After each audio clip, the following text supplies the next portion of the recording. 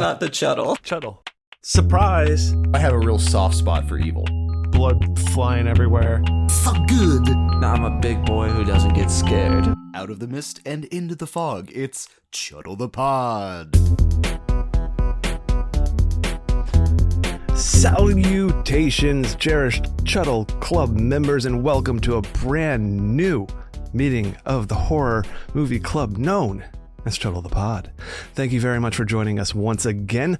I am one of your lovely co-occupants of the evening. My name is Brian. I am, of course, joined by my other lovely co-occupants of the evening, Sam. Sup? And Rossi Poo. Oh, hey. Thanks for joining me again, guys. Thanks for being here.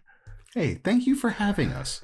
You're welcome. I'm honored. Tonight, we pull ourselves together to dissect 1998's Bride of Chucky. But before we can officially begin the meeting, we have to welcome back to the show our beautiful and always wonderful co-occupants of Charles Lee Ray Cinema, the horror bandwagon. Cody and Sergio. Hey, yo. Always a pleasure. Hello. I'll put in music and make that sound better. I just didn't Hello. press the button. Wow, that was so good. That was great. I love that. Thank you. Oh, Right, really amped you up. Yeah, got everyone going. Blood let's pumping. go. I'm ready, guys. Thank you so much for having us again. Of course. Yeah. And It's this always is our pleasure. gonna be a banger. I can just feel it. I feel it. Bride I of feel it in Chucky. my goo. Ooh. In my Ooh, in he my feels truest it in his form. goo. In the cockles of your goo? In my cockles of in my In truest my goo goo. form. His googles. My gooples. Oh, we always invent new disgusting words here, so thanks for sticking around. I If you love stick it. past it, you're a real you one. guys Chuddle need originally to make was a one book. of those. You can need to write a book with all just the words and the definitions. Oh, of sure. Chuddle them. Dictionary? The Chuddle Chuddle Dictionary. Dictionary. The Chuddle Yes. Yeah, that's Chuddle part of book. the goo book, The the goo book, appendix. yeah. The The Gootionary. glossary, Yes. glossary of terms. Glossary. The glossary. The glossary. Glossary of terms. We're going to need a fucking glossary for our goosery. My God. Well, thank you guys for sticking around for this gooey madness and fun times.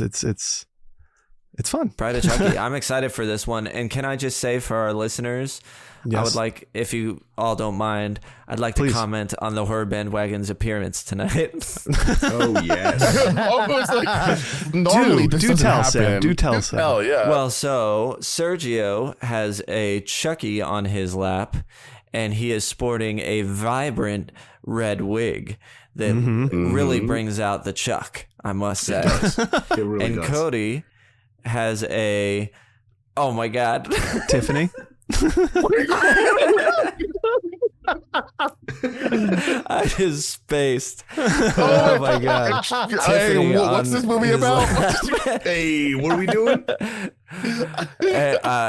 Sporting a gorgeous Tiffany wig, and I must say, really is bringing that fierce attitude that Tiffany brings in the movie.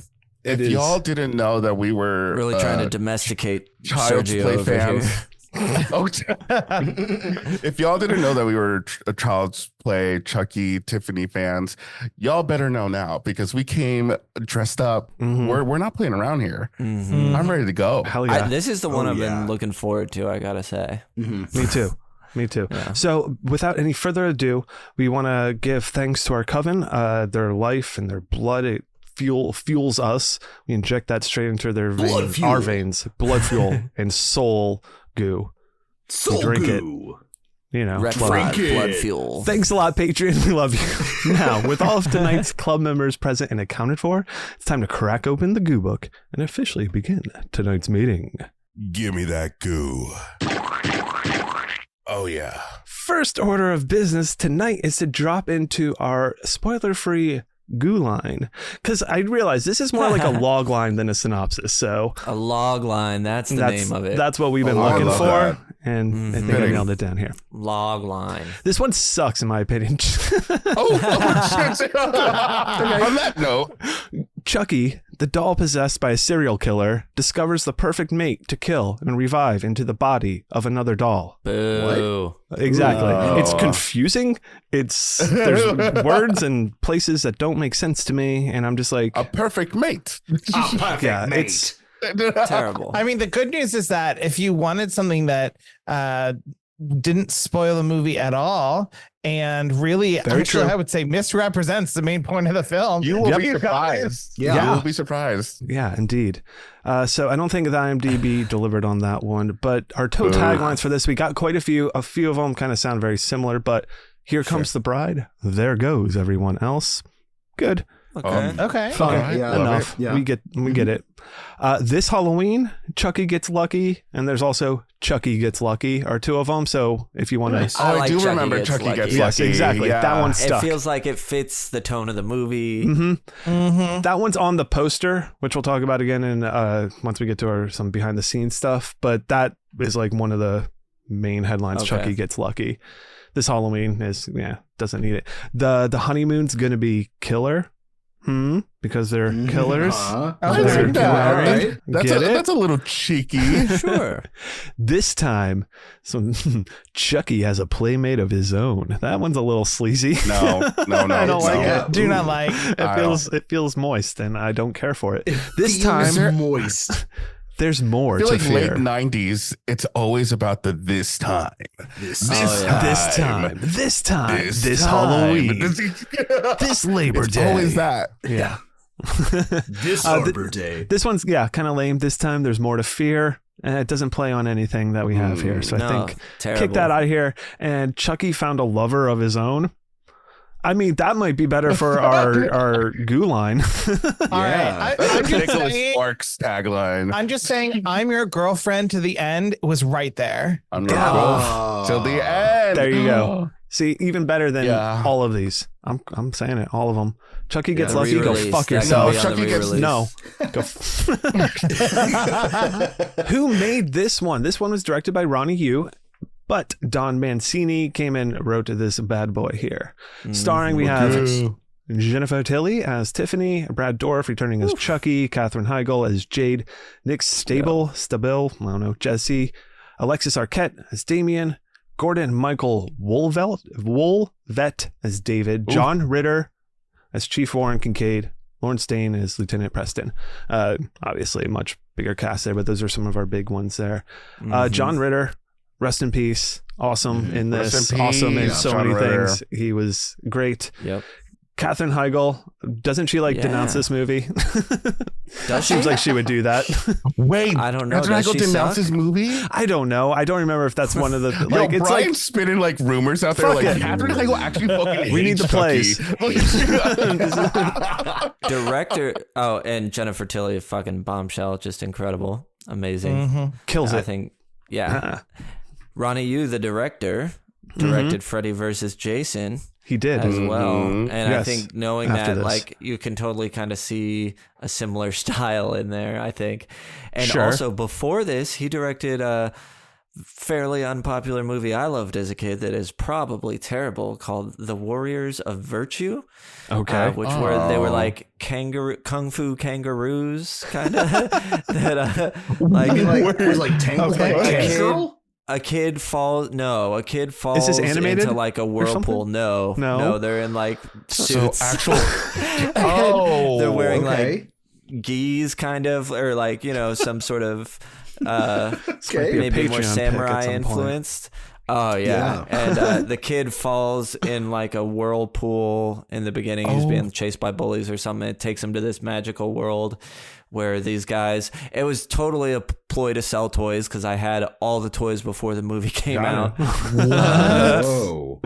Amazing. So what you're saying is it worked. So It worked. and then he made that came out the year before Bride of Chucky came out. So what? Whoa. Okay. And Seeing then he went on Warriors to of do Virtue, this. I had to shout it out. There's some podcast that has Schlock in the name that I follow on Instagram. I saw them post they watched it. I was like, oh, I love this movie as a kid. They were like, it is not good. I don't know. It sounded pretty awesome. Yeah, I'd be It's curious to it's probably fun. Yeah. hear you check it out again for sure. But that's kind of our main stars here. I think we should jump on over to this. Fatality. On a scale of 1 to 10, Psycho to the Sadness, how gory is this film? I'm going to start with you, Ross, and then Sam, you're on deck. How you feeling, Ross, with your consistency intensity? Well, the consistency gets a good. I mean, it's once it's there, it keeps it's got a good like steady flow to it. You know what I mean? I would give it maybe like a 3.5. Like it's not all over the place, but I feel it's got a good momentum to it. And Sure. then for intensity, Mm-hmm. I think I'm probably going to give it like a 3. I think there's some intense stuff in it, but it's not, it's that Nice. weird 90s gore. It's that 90s violence. You know what I mean? Or like early 2000s new, I don't know. It's like you get to, there's some tidbits. Turn of the century. There Okay. we go. Yeah. I think I remembered it more violent than what I actually watched, if that makes sense. Interesting. So Sam? it's like a 6.65. Sure. Yeah. Cool. Makes me feel good for. I mean, I'm still lower, but I had 2.5 for each, essentially, consistency and intensity, which puts it at a 5, which is still. It's got to be the goriest one we've done so far of these movies, right? Yes. Like easily By far. Yes. Yeah. We'll get into it when we get into the kills and stuff. But bits of it, and when it happens, it's like good Yeah. gore. It's no skimping, no cutting. We get it. So I kind of agree with you, Sam. I gave it 2.5 for consistency and a 3 for intensity. Just a little bit more to give it a 5.5. How about you guys? Cody, Sergio, how you feeling? Chucky, I Tiffany. think I think I would agree with Sam. I would put it at like right in the middle for both. So giving it a 5. Solid. Yes. You did I'm it. gonna agree that in regards to consistency, I feel like I'm gonna give it a 3. No, 2.5 actually. Yeah, I think that makes more sense. Just because when rewatching it, I was like, oh, I just thought it was just like more consistent, but it's actually a little bit more spread out. But I will give it a 3.5 for intensity Oh. because I do feel like it does have a good combination of being like that fun gore that you have. It's a little bit more brutal than the rest of it. So I'm giving it a little bit more grace, but I thought the gore here was a little bit more harsh than, Yes. especially on a rewatch. I was like, whoa, Yeah. okay. Sure. Great. So I think that all that's puts us right in about the same rage and range as well. A rage. Let's rage on over to Now this. rage, everybody. Who is the horror forward? All right, first things first, what subgenre are we throwing Bride of Chucky into? Horror comedy. I mean, Horror it really comedy? is Horror a horror comedy. comedy. Horror romance? I was wondering if Sure. horror romance was like a thing. Like, Horror is it? rom-com. Horror-com. Horror- No, horror rom-com. Horror rom-com. Rom-com. Rom-horror? Horror-rom? Rom-horror? Rom-com. Horror horror. rom-com. Well, like Rom-com horror. the devil, the one Paper Street Shutter picture was kind of like when we talked to Aaron, he talked about it. I think we talked to someone about it being like this kind of romantic horror movie about. Sorry About the Demon. That's the Mm-hmm. kind of trying to like rom-com. Yeah. rom-com horror type of thing too. Yeah. Yeah. No. So I would think yes, this is it's like like a monster movie. I kind of feel like this one felt more like a monster movie. I don't know if that's a genre, but it's like a type if you're looking for that. It feels like comic booky. Yeah. Again, I don't know if that's a subgenre, but like the bold We're making it colors up as we go. striking, like just the way the camera angles are and the way stuff is framed and the visuals are. Road trip. It is a road trip movie. sure. To It some- is a yeah. road It's a trip road trip It movie. is. Yeah. Yeah. And for you Sequel. completionists, out there. Completionists. And the complete, yes. Yep. All right, how do you think this should be watched? I said this would definitely be fun with friends. In a theater, it could be a good time. That's probably one of the most fun ways to watch it. You certainly don't need to be alone and like scared, but date night. I had fun alone. Date night for sure. I saw this with my parents when I was little, so maybe family friendly. I don't know. Go for it. I don't know. Just go for it. Have fun. Get out there. There's not actual sex happening, so It's true. I mean, the worst you see is doll butt. doll true. crack. Doll crack. Doll crack. And it's a good learning experience. Like, And it's a good listen, crack. It's a good crack. That's what I always expected. Oh All my right. Yeah, I think the fun environment is the way to optimally It's a see blast. this, but it's still fun either way. And I said for beginners, I don't see a problem with like it being a beginner horror movie by any means. You I could think jump into the franchise here. I think even I if you agree. needed to. I don't. I wouldn't say that you have to go back. Well, this is definitely a different chapter for them. I feel like the start of a new chapter. Rebranding.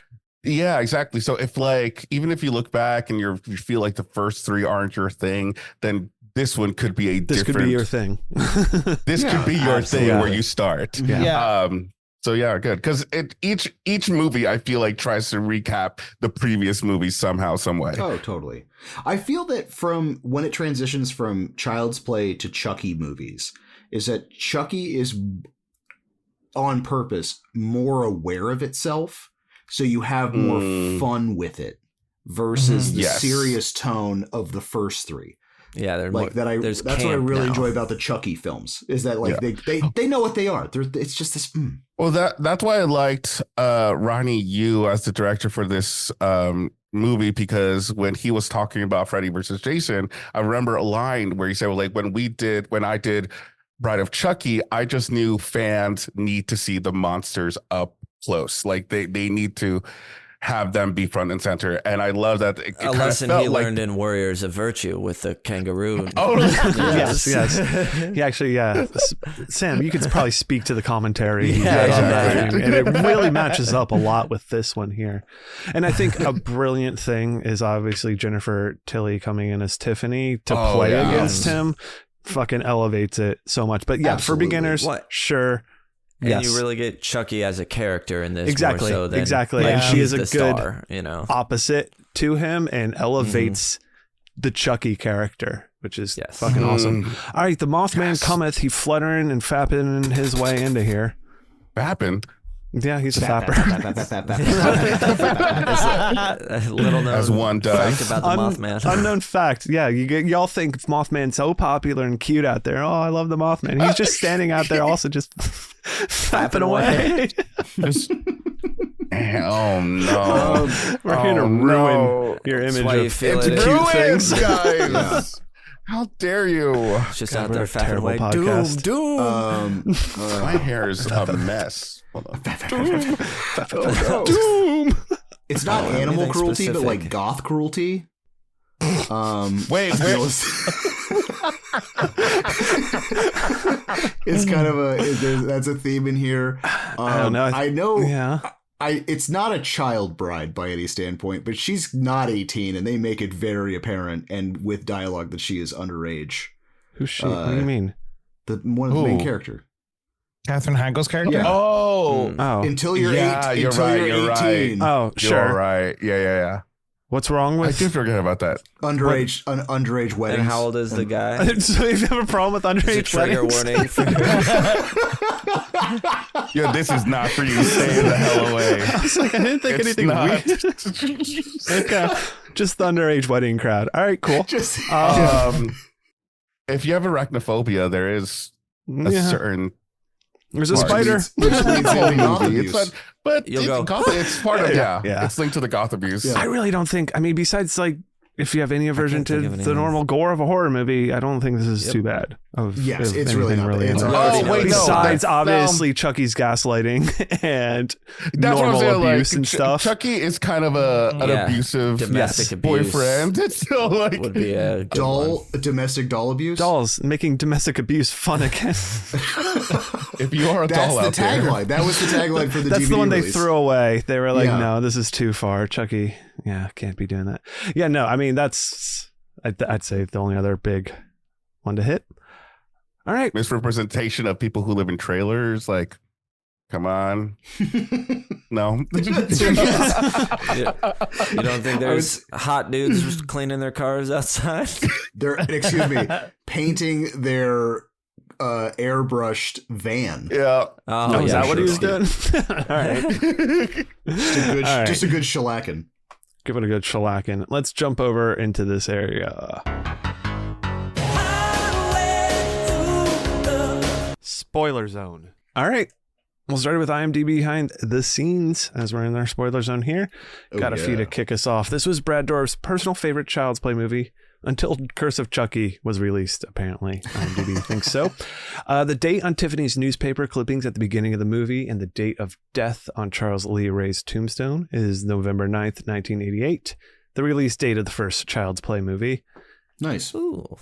The events in the film take place 1 month after the previous one, but the film was obviously released after 7-year gap. Oh, sure, because that the third one takes place in 1998. Andy was so grown up. Yeah, Yeah, I forgot exactly. about that. We talked about that. So this is only like a month before this. Chucky was like changing out ammo and kids' guns, getting them to like try to shoot each other. It's Okay, so horrendous shit. He hasn't been down and out that long then for and like her finding him. And you really think about it, put this them is back together. he finally got over Andy real quick. Only a month went by, That's and what I he was was just thinking. kind of like, I don't think he ever says Andy No, in this Andy's movie. never It's a mentioned. real Like, he's reset. never- It's like Andy is not our concern anymore. It is No. all about Chucky. He's not even mad at him. He was like, "Yeah, good try, kid. That was good." Chucky doesn't mention it, but someone else mentions a kid claiming a doll was murderous. Well, also the body device, like the device to move bodies, is different from this one because in the first three, it was the first person you reveal yourself to, and then this. We'll series, get into the It's a changing different and stuff. set of rules. Yeah. I think it was A new set of rules. Apparently, there was a planned album of love songs featuring Brad Dourif and Jennifer Tilly singing as their doll counterparts. What? Oh Chucky my and Tiffany. God. It's revealed in the movie commentary that Tiffany was to sing Killing Me Softly with his song. Chucky was intended to sing House of the Rising Sun, and the two were to share a my duet God. of Hit the Road, Jack. Did this never happen? Is this something Apparently lost in the not. It archives? sounds, again, by IMDb trivia standards, but I don't think it exists. But that's I our want I that. would've I bought want that that so immediately. bad. yes. Fun mean- fact: if we're on the topic of love, there is a tape out there where my dad made a love cassette for my mom, where he recorded his voice over some song that was like, "I love you, Jessica," but instead of Jessica, he said my mom's name on that. Oh my goodness. Oh, I love That that. is the most That's hilarious incredible. thing ever. Oh, It yes. is so funny because you just hear my dad coming out of nowhere on this highly produced song. Oh my God. It's like gonna Highway be to like- the spoiler zone. I love you, Sandra. I love Sandra. Yeah. That's exactly it. Yes. Oh, I love it. That's fantastic. Well, maybe they didn't have the Hey, it Bride of worked out, Chucky- right? Exactly. It worked. This apparently was the biggest budget with $25 million of all Fuck the yeah. movies to date. Whoa. Yeah. You can tell that I know some time has been since they were made, so technology probably improved, but you can tell the puppetry on this is like another level. And the fact that they had to do it for two puppets. Yeah, two puppets. Two as That's well. very true. And also create a new puppet from scratch. I think that's impressive. That's Oh, yeah. To come up with a new design. You're not basing it New off look. the good guy doll, essentially. Yeah. Right. Mhm. And the Bride of Chucky poster, bad bitch the one you're doll. probably familiar with, is, if you think about it, I don't know if you put this together, there's a parody of Scream 2 poster. Mm-hmm. Oh, No. I love it. Wait, I mean, you this didn't see movie that? is full of horror references, which we'll talk Yes. about all of them for sure. But there's just another one for you on the poster. I mean, I see it now. if you compare it to the Scream 2 poster, it's exactly that. Except Scream 2 typically will have the cast down below on it, but it's Yeah. two faces, half of a face on each side. I They're mean, getting meta. They're Yeah. getting meta on our asses. They're just having some fun with it. So meta. I kind of see it, but I would not have. I don't think I would have picked it up because of the cast being at the bottom. Really, Sure. yeah. I'm sure Changes someone can things up. Photoshop something. Oh, we can make it do it like that. Dead on. Dead on. So that's what I have at the end of this here. So we're just going to jump in real quick to who picked this in our history and stuff. I mean, it's our continuing our way through the franchise.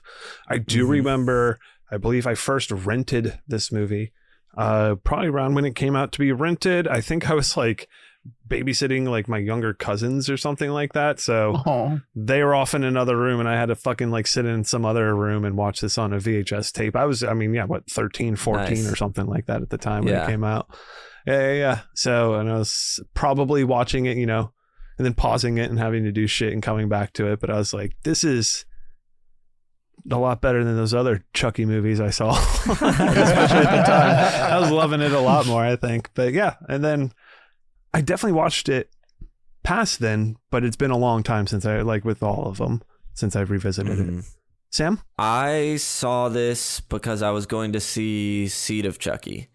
So I rented it then. I'd already seen the other ones, I think at least the first two for sure, because I'm still not sure if I had seen the third one or not. By rent, do you mean like rent on like online streaming or like go Blockbuster? No, this was this was when Seed of Chucky was coming out, so got it. There was no streaming yet. Yeah, I just rented it in prep for that because I saw Seed of Chucky in theaters. It's the only one I've seen in theaters, but Seed of Chucky's 04. Yeah, makes perfect sense that you saw it in theaters around that. Yeah, exactly. And I think so that makes sense actually because I probably actually rented the other two. Maybe I had seen Bride of Chucky then too, because I remember renting the first Child's Play movies in middle school, and I would have been in middle school when this one came out. So maybe I rented this then too. I for sure didn't see it in theaters though.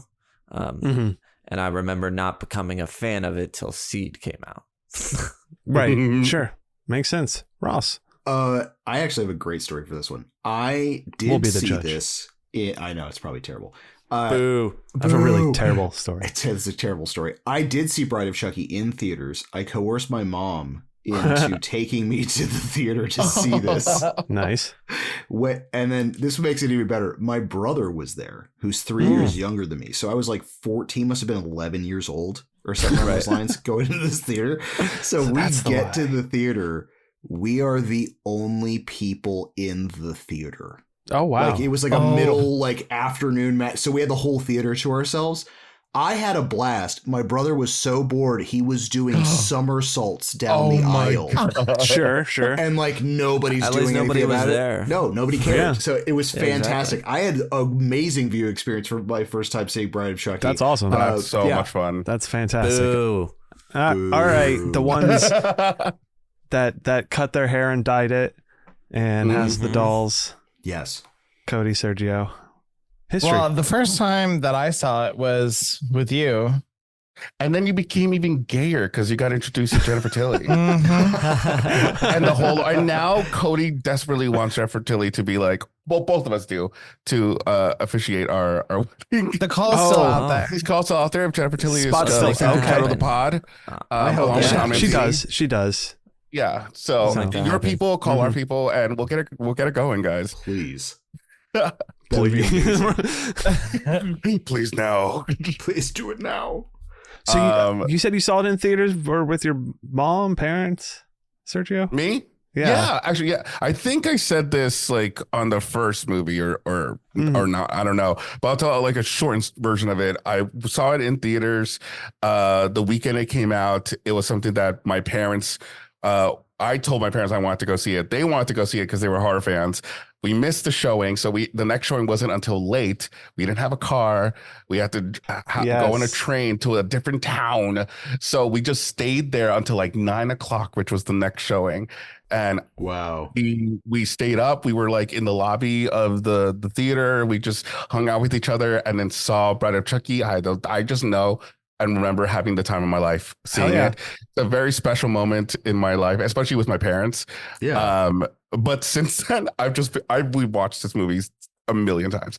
I love this. I love this movie. Hell yeah. I do recall that story, so I don't remember if you told us on pod or separately from it. But yeah, I don't remember. Sorry if it was rushed and I did not retell this. To tell the story on the pod. Sorry. No, it's cool. That's awesome. I love to hear it. So with that, we can go ahead and get into the movie discussion. All right. Opening up this movie, kicking into it. Let's start it off here. We get a shot of the Lockport Police Department evidence depository. Now this just like immediately has just like cool. Boom, boom, boom. Opening shot, Michael Myers mask, Jason mask, Leatherface's chainsaw, Freddy Krueger's gloves. I do appreciate I mean, obviously the meta nods are fun and everything. That's the tone off the bat. I do appreciate that this both like acknowledges all these other franchise while completely ignoring the fact that this small town police department would not be investigating all of those. It has like, all of them. The worst place to live. Going down to Texas, out to California, Ohio, wherever you want. They're there. Now they really missed an opportunity to have the ghost face. Well, it's been so long since I'd seen this, and I do plan to revisit it more. But initially, I was like, "Oh, he's going in. This is like a movie studio prop house." This is not locked by the FBI. I'd like to imagine that it is like this. It's a police department. It's a secret department that goes around and like. Goes around to different towns. Like I want to see that 13. series. I was gonna say Warehouse 13. It's precisely that. Warehouse 13. It's a slasher Warehouse 13, and they have all the relics in there. Now that is a show that I could get into. We always come up with great ideas here. We do. Right. We honestly need to just do like a round table of just shooting the shit like this. Get it out. We'll talk. We got ideas. And for all of you listening, since this is recorded, this is our evidence of our intellectual property. So, oh my god! I was going to say if somebody wants to make that, no, Stan, stop being so friendly with ideas. Our ideas here. We got to hold on to something. Something will click. All right, so we get a cop going in here to a locker, and out from that he just grabs like this garbage bag.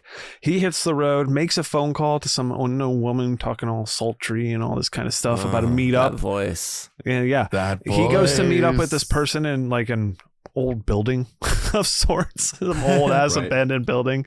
This really good mood. Abandoned warehouse. Oh my god! Curiosity killed the cat. Yeah, as he's trying to like look in the bag and like swerving off the road while it's like pouring. I think from Jump Street 2, it really sets like this is such a B movie that embraces the fact that it is such a like I don't know. I love it because like it's intentionally campy, it's intentionally obtuse at times, and I love that it's so self-aware of it, like that it's doing it as well that makes it so much better. Because they're like, okay, let's just, that's part of the rebranding. It's like embrace the camp, do it. Exactly. On top of the rebranding movie, on top of the rebranding, they get rid of the score from the previous movies, and they have this brand new one specifically for Bride of Chucky. From the get go, from the Universal logo, you hear these like strings starting it off, so it kind of sounds a little bit fantastical and romantic at the same time, but eerie. Like I love it. It starts off really nice, and they're picking like needle new drops metal that we get. Yes. Yeah. We'll get to that in a moment. But yeah, the whole vibe and everything, the look of it is updated. It does have that very kind of almost turn of the century horror, as we mentioned before, vibe to it that you get with a few different things here. But I like it and I'm digging it. So we get the cop pulling into this warehouse, and he's getting curious again. Starts opening up that bag. He's like, "Oh, what the fuck?" And then head pulled back, throat slit. And so that's when we get our first like. That at that point is almost more blood and gore than like some of the previous Chucky gotten movies. In any, absolutely. Yes. Especially when it comes to a human, because it's always been like Chucky is what doll gore. Doll gore is like the biggest gore from those previous ones. So but off the bat, great. you see that someone is a threat in this movie, Yes. and you see the cop's like body just fall. We're underneath the cop car, so all you see are these heels walking around, and you're like, oh, bitch. Okay, what do we have here? I love the fact that the first kill isn't a Chucky kill. Like, I think that's, and it's such a cool, like, oh, okay, someone new's in town. Well, this is our reveal Tiffany, and this sets up someone too that, again, I feel like is such this perfect opposite to Chucky, and right away shows that we can hold up to Chucky, and she has no problem killing as well. It really shows Tiffany as the full package, because you have her come here like cleavage up to her chin. Yes. And she is her tillies like all leans her tillies are all out. That's Discord. But she like bends over, grabs the lighter. She's like, cool. And she like puts it away. She puts it away. She grabs the right. I mean, it's just like she's sexy. She's funny. She's like dangerous, evil, dangerous. Yeah, off in just a few seconds, like a few minutes. Yeah, but yeah, then we get another reveal, oozing character and charisma out of that, and yeah, then we get our fucking she pulls out the thing, and Chucky's face all like smashed up and gross, and it's just like, hello, Dolly. And that's when we get our fucking cue into some Rob Zombie Living Dead Girl. And I'm like, yes, fuck yeah. Sorry. This must have been my first that title screen with just like the flesh, the cursive. Oh my God. Yeah. Chucky just stitched up shit. And then the top, I was like, it just so adequately tells you what this movie is. Where it's just, oh God, it's just, also this like may get rid of my gay card a little bit, because I didn't know this until now. Because when she says like, hello, Dolly, I was like, oh, that's such a killer like line. But never did I know that she's referencing the musical Hello, Dolly. That was me. I did that. Because I love Hello, Dolly. I'm gay like, card what? revoked. Yeah, gay card revoked. Whoa. I'm sorry. I'm not straight. I love titties. Sorry. I love Tillies. I love Jennifer Tilly for different reasons now. I mean, this is like, I just love, I love the like feeling that this scene gives you too, because I feel like everyone has had that, like, you get to like strut out dramatically to like the rock music. And this is just like, it captures the essence of that feeling so well, to just watch her like walk away, and it's great. But I want to emphasize that this, I mean, I feel like culturally, this is for this scene is for everybody. Yeah. We got like any sexual orientation you are. Sexuality. Exactly. Because I hear like gay people think like, they always refer to this scene or like, okay, this is fantastic, this is everything. And then you got guys who are like, I got a hard on for like in this moment. Like, whoa. But I mean, this was also the first moment that I heard anything from Rob Zombie, which I think on the soundtrack he's listed as White Zombie. I think. Well, there's a white. There is a White Zombie song. More Human Than Human. Thunderkiss. Or is it Thunderkiss? Yeah, it's not More Human Than Human. Okay, yeah, so yeah, there's a White Zombie and a Rob Zombie. And this is Rob Zombie. Okay. Got it. White Zombie. See, I learned Rob Zombie with today. a band. And then he went solo, and it sounds a lot different. Yeah, totally. So all of this, because while this song is playing, we do get a fun setup of who Tiffany is. She lives in a trailer. She has all these dolls. She's obsessed with Charles Lee Ray, like has all these articles and all this shit about him. And then Tiffany grabbing all the doll parts, sewing Chucky back together, and then fucking we get stitched up Chuck, which is, again, chef's kiss. And it's a Frankenstein scene, but for him, not the bride, but Bride of Frankenstein, blah, blah, blah. Comes back in, Chucky. yeah. Very fun. And I love this too, because I've definitely commented, as we've covered other movies, that me as someone who didn't watch horror movies at the time, but like just knew like about Chucky and Freddy and like some of they just like went beyond just these movies to become part of pop culture, this is the Chucky that I picture in my head when I think of Chucky. Even like not having ever seen it before, but like having the stitched up face and everything, that's my Chucky. And this is, you got to think about this a little bit. This is kind of taking a risk. This is like huge. Absolutely. You could have like you're coming up with a brand new look for this character that is very off-putting and that has been like a product of the 80s. Like they just, they devoured Chucky as he was. There's a brand new look. And I respect that their continuity stays here. Like, yeah, he was ripped up to shreds in the just a month ago. Just a month ago. Giant so fan. They're gonna continue that. Like, I give it respect for that. I love because it paid off huge. Because I think if you played it like the first three, it would be a terrible. Like, I feel like it would have just like bombed. Yeah. But having this reimagining where it's so self-aware, but then also just like, okay, these are the aspects you like about the first three Trials play. We're going to just ramp that to like Spinal Tap 11. Yeah. For your fan base. It's just like such a great move. Yeah. I love in the redesign his eyes, how they look like more like real human eyes. Yes. But I really love a touch I never would have noticed before had we were not doing this, is that you can see like the metal skull in pieces underneath it. Yes. And I wouldn't put together that we had seen that shiny metal skull in 2 when it gets put together. So it's like just a great little feature that sometimes little places behind a little skin and meat, you'll see a little bit of shiny metal. Yeah. Like, The attention to detail is just so really well done. Good here. And I didn't look much behind the stuff, the behind the scenes, but kudos to the designers to this. Kevin Yeager, is still Kevin Yeager. Yeah, there we go. Coming in doing all this. So did he designed Tiffany then? Mm-hmm. Nice. Yeah. He's behind all this, and this is probably my favorite.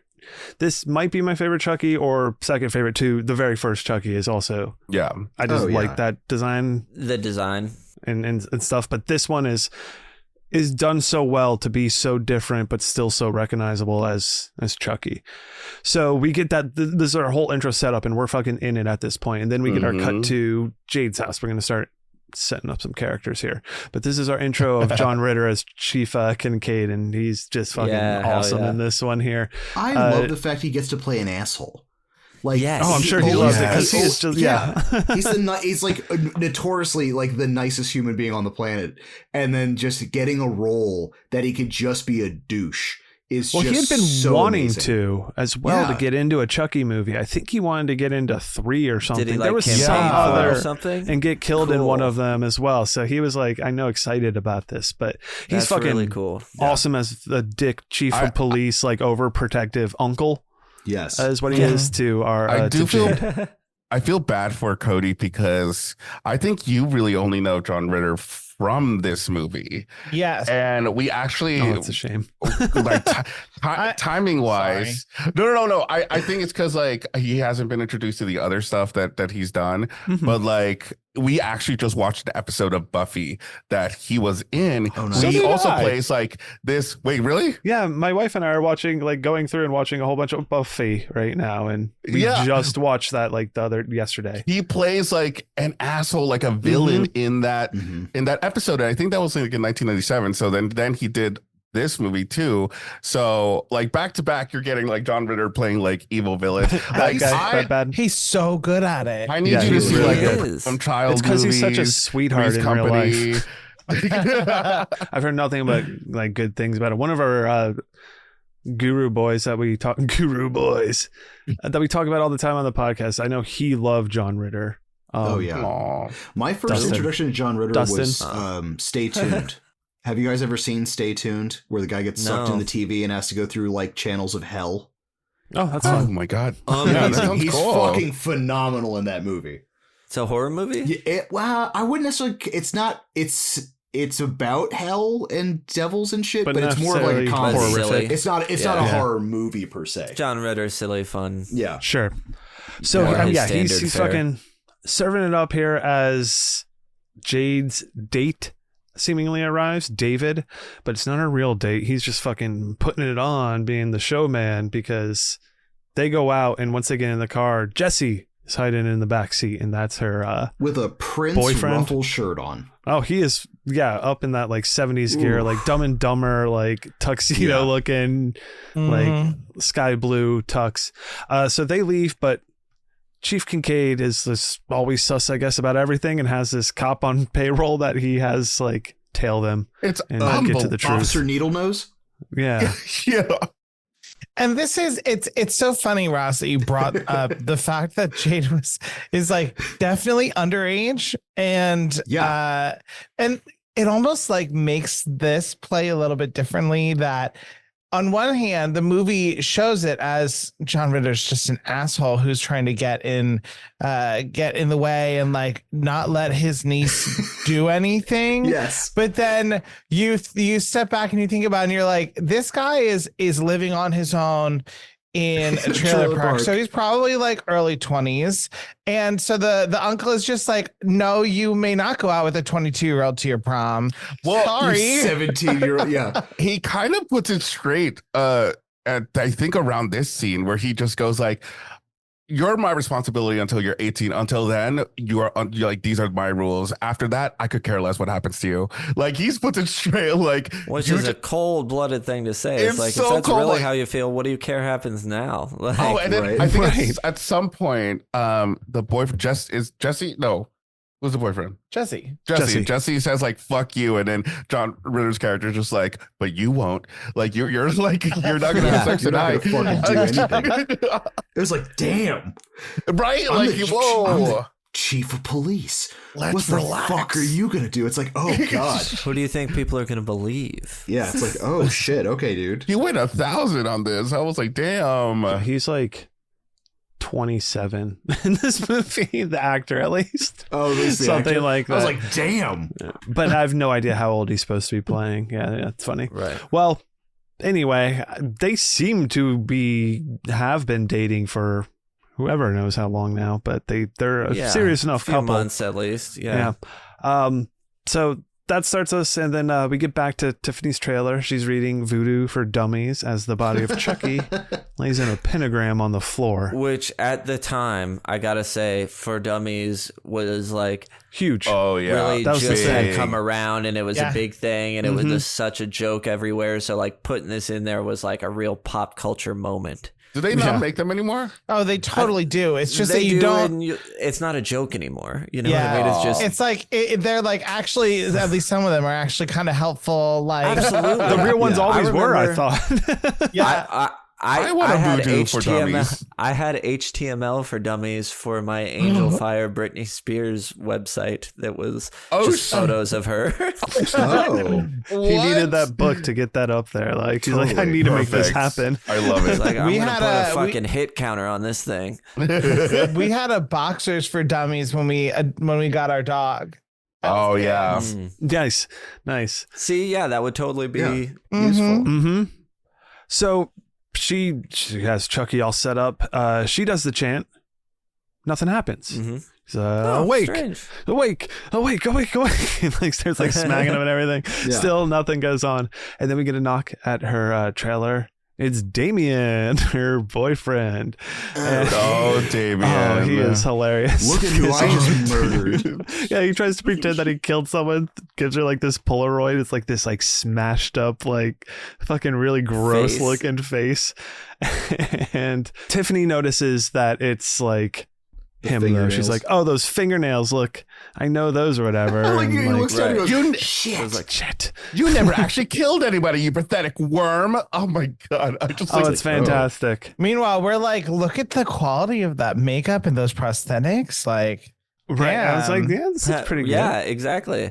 Like, it definitely put an effort in there. Exactly. The chemistry between Jennifer Tilly and Damien, though, I think are like, I feel like they work off each other really well. Yes. He's such a funny character. His piercing, like in his lip connecting to his ear, right? And the tattoos and the fishnets, and it's like everything such he says, a goth gold thing from that time, Totally. but just turned into a caricature. But he plays it almost like it's like lovingly making fun of it. It feels like it almost gives me like. It sounds like British comedy vibes. Like he's so awkward being goth the entire time that it just makes everything else that he does uncomfortable and hilarious at the same time. It kind of reminds me, in what is it, Noel Fielding in the IT Crowd? Yes, Richmond. Yes. Richmond. Yeah. Oh, funny story about that. So I work in IT. And I was going to an appointment. I was working on someone's computer, and it was like a younger person, and she was like, "I don't know much about IT. I know that show." She's like, "Is it like that?" I was like, "Yeah, we are in the basement. I guess that's funny." She's like, "I don't know if she said it or I said or something." I was like, "Yeah, but I don't think we have a Richmond." Turn it on and off again. And then I stopped for a second, and I went, "Oh shit, I'm the Richmond." So that was a fun realization. Yeah. So, and this character, though, is named Damien Baylock. In The Omen, the satanic child is called Damien, while his evil nanny is called Mrs. Baylock. So there's another horror movie reference. Nice. Thrown in there. And this is an Arquette as well. Yes. Oh, yeah. Yes. Alexis Arquette. Alexis Arquette. Yeah, no, fucking nailing this role is like, it was offered I read funny. Marilyn like Manson. So it's supposed to be like type of. I can totally, and I totally see that. especially like, when you see, maybe I had it in my list when the news report comes up later or something. Because we get the two pictures of Damien, which is essentially fucking Marilyn Manson, like nerdy Manson. Of the picture versus his fucking character. Fuck that guy. Then Tiffany notices that Chucky's body is gone, so she's like, ooh, and like sees like little pitter patters of it's a little spooky when she walks through it and you realize so she's also like excited. She's excited. Exactly. Because like in any other time that Chucky is gone, everyone's like, you're scared. And she's sitting there like, oh, she's like, giddy. All right.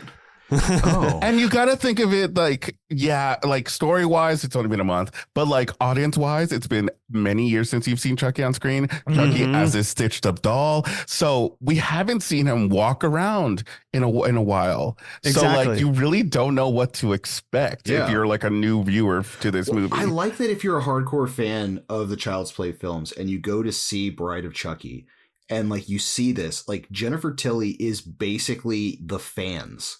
As in, like, when he's gone, it's the fan reaction. And half the time when she's reacting, I was like, oh, that's what like, in the audience, I'm like, oh, yeah. Hell yeah. Okay, yeah. Fuck that's great, it's about to go down. Like that, for sure. Hell yeah.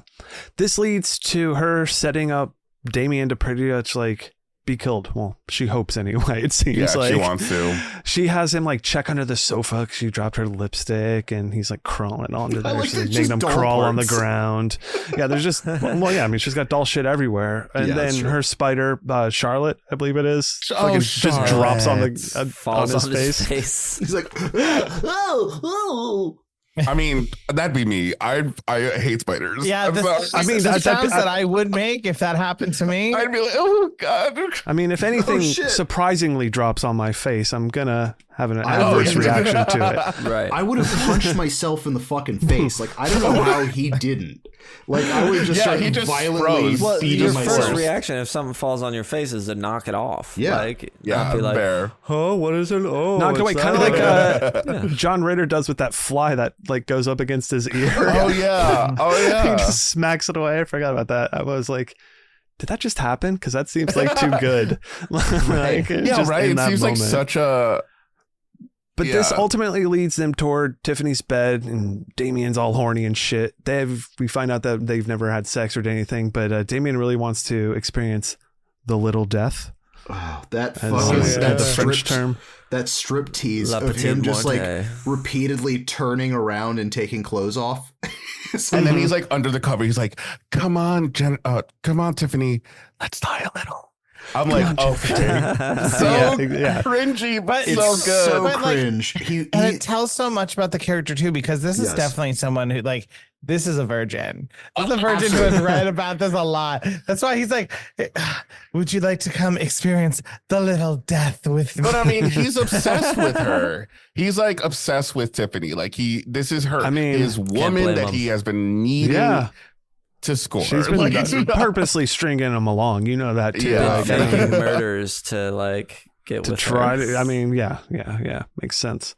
So he's trying to like throw it, but Tiffany's like sitting there on the couch while this is happening, and just like all of a sudden notices like, oh fuck, Chucky's right behind her, sitting next to her. We get like a zoom in into like Chucky's face. and this is when then Damien comes over and has this thing like, Chucky, he's so 80s. We get real meta here with it, and then like does this little like dry humping thing and like throws Chucky on the ground. It's just like so over the top with it. And but this is classic, like, let's rile up the audience right now, because this is very like, oh, you're fucked. You're fucked. Yes. Yeah. Exactly. We're like, oh, this is better. Getting the audience even more excited. Mm-hmm. Yeah. Edging them along. Well, Tiffany's ready for some playtime. He's got this fucking piercing in his lip leading to his ear that we know is going to happen. Yes. Something's going to happen. Yes. Tiffany's ready to get it on with him, essentially, or at least he thinks so. And puts him onto the bed and like handcuffs him to the bed while she does a little dance. And she does, when we find out also, like, so she like sits Chucky on top of him. She's like, do you want to have a menage a trois? She's like, what does that mean? She's like, I thought you knew French. Great line. Great fucking line. So funny. Yep. And then she starts to explain that, she actually used to be involved with Charles Lee Ray, and goes on everything about that. And then this is when we get Chucky fucking turning his head around and revealing himself and saying that it isn't the size that counts. It's what you do with it, asshole. Fucking rips that lip ring right out of there. And it's it's what we wanted. Dark blood. The lead up to this is so good, because the minute that he says the last sly remark, he turns his head slowly, like The Exorcist. It's so like good. The Exorcist. Yes. Yeah. And then you see a zoom in into Tiffany, and she's like, ooh, like it's about to happen. He twists his whole body over to him, grabs him, rips it off, blood gushing. Yes, we get some good blood. Abnormal amount of lip blood. I'm here for it, though. Again, already seeing more blood and feeling gooier than what we've experienced with Chucky before. So I'm on board. And then does one of my favorite things, that since he's chained to the bed, he can't really do anything. So Chucky just puts the pillow on him and sits on him while he starts having a conversation with Tiffany. Like up and down. And he's like bouncing around. And that's delightful. And suffocates Damien. Then we get to the side of the road where the police stop Jade and Jesse and David in the car, and we get this whole Chief Kincaid rolling up. This is where he's like, I'm stuck with you and you ain't embarrassing me with who you date and all that. That's the gist of what happened. It was all set up in the house before. The guy she was going on a date with was not the guy she was going on a date with. I mentioned that. Up with this other guy in the car. Okay. Yes. And Jesse tries to be tough with the chief, but the chief's tougher and takes Jade back home. Back to Tiff's trailer. She's made some Swedish meatballs, and she shows Chucky this playpen that she has set up, for any babies coming along, and talks to Chucky about the ring that he left for her and, what she thought was left for her. But no, Chucky wasn't planning on marrying Tiff. It was just some ring from some pretty harshly. Like, he does it in the most Chucky way. No, that was just some broad I killed, and that thing's worth like $5,000 or $6,000. Are you kidding me? I would never marry you. Yeah, just fucking hits it hard. And Chucky, but then go over well. At this point, Chucky's like, I got to get out of this body. I want out of this body. But Tiff kind of thinks he looks cute as a doll, so she locks him in the playpen because now it's playback. It's playback time. It's payback time. It's playback. That good music. And then I love when Tiff is all upset and goes and lays in the bed with the dead Damien and like takes the pillow from him and pushes him away. Push him aside. Such a good touch. Such a good touch. And then that's sorry. No, go on. In that scene, I think alone, it just shows how much of like Tiffany is not going to just submit to Chucky. Like, she is also a powerful person in her own right. She's a force. So she's like, oh, you want to play those games? Then we're going to play those games. And I think in this moment, we don't know. Like, we're truly seeing their dynamic for the first time, like how they are. Totally. And I feel like from the beginning, you can just see the history of what they've been through together in just this interaction, which I think is really, really good. Well, I just like, because it's like this counterpart to Chucky, where it's like, you've seen him just frustrated at him not being able to like kill a kid before. Now he's frustrated because someone's giving it back to him, and like it's like, again, a good counterpart. She's able to hold her own against him and like bounce back that repertoire and have good chemistry with it. So the next day we get to sexy shirtless Jesse either detailing his van, doing whatever with his van there, and Tiff needs some help with her luggage. She gets all flirty with Jesse while he loads the trunk into the trunk of the car.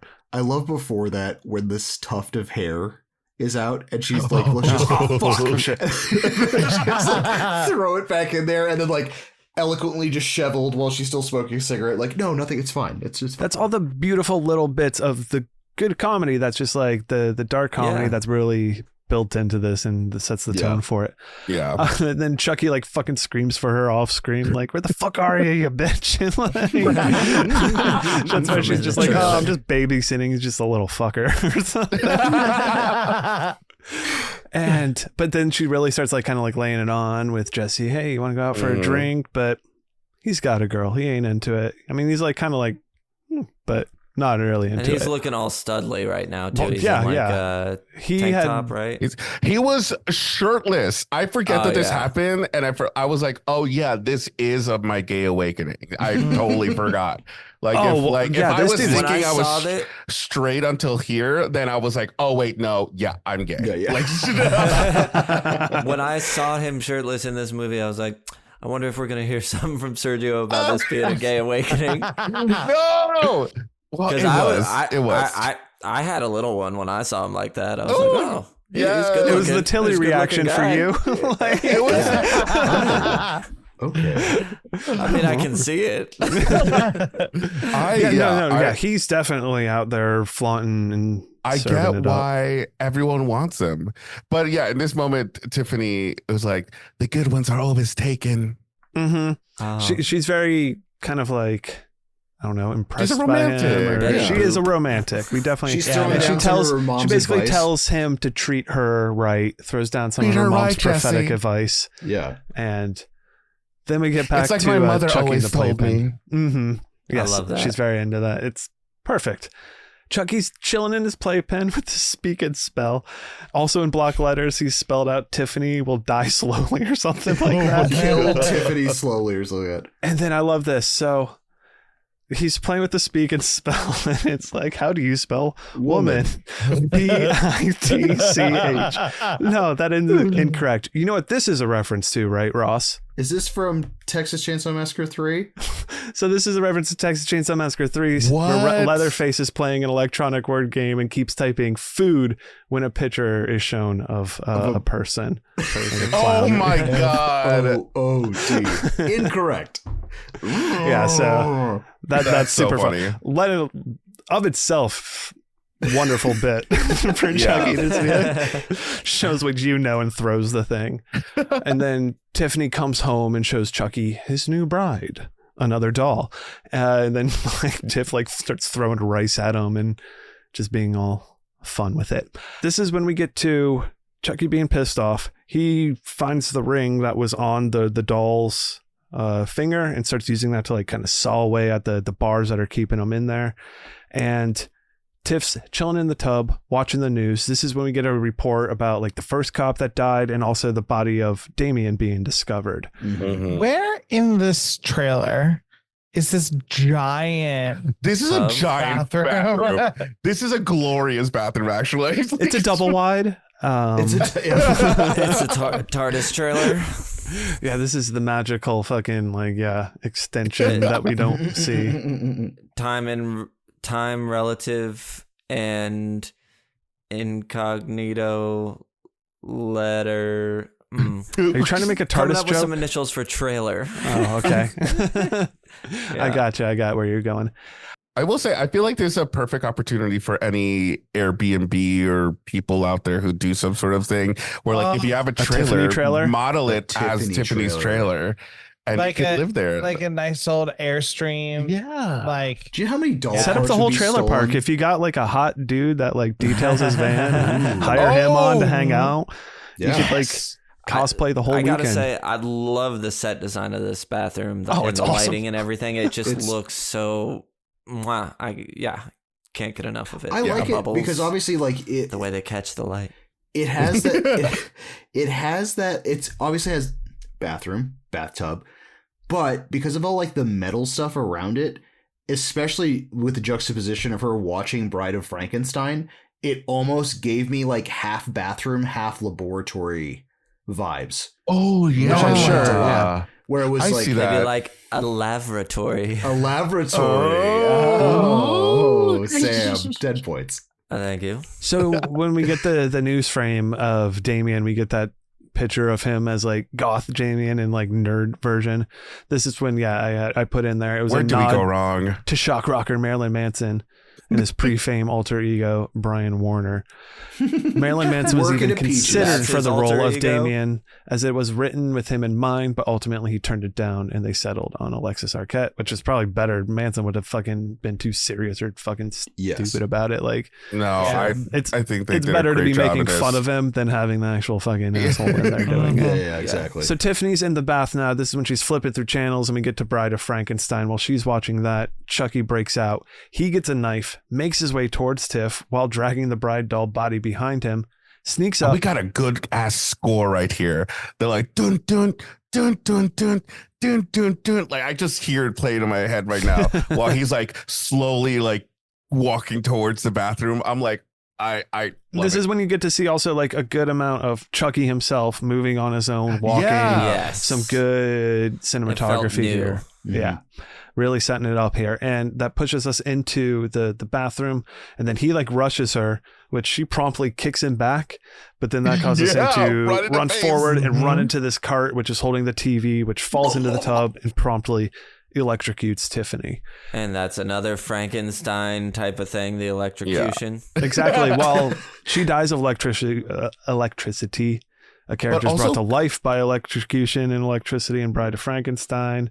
There's a whole This bunch of scene that. looks so real. I feel like it looks like it's Jennifer Tilly in a bathtub, like pretending to be electrocuted, and she's selling it. I was like, this Oh, looks yeah. rough. I don't She's think I going could for do it. this. Yeah. She's in the water. This was also apparently originally written as Maggie's death in the original Child's Play.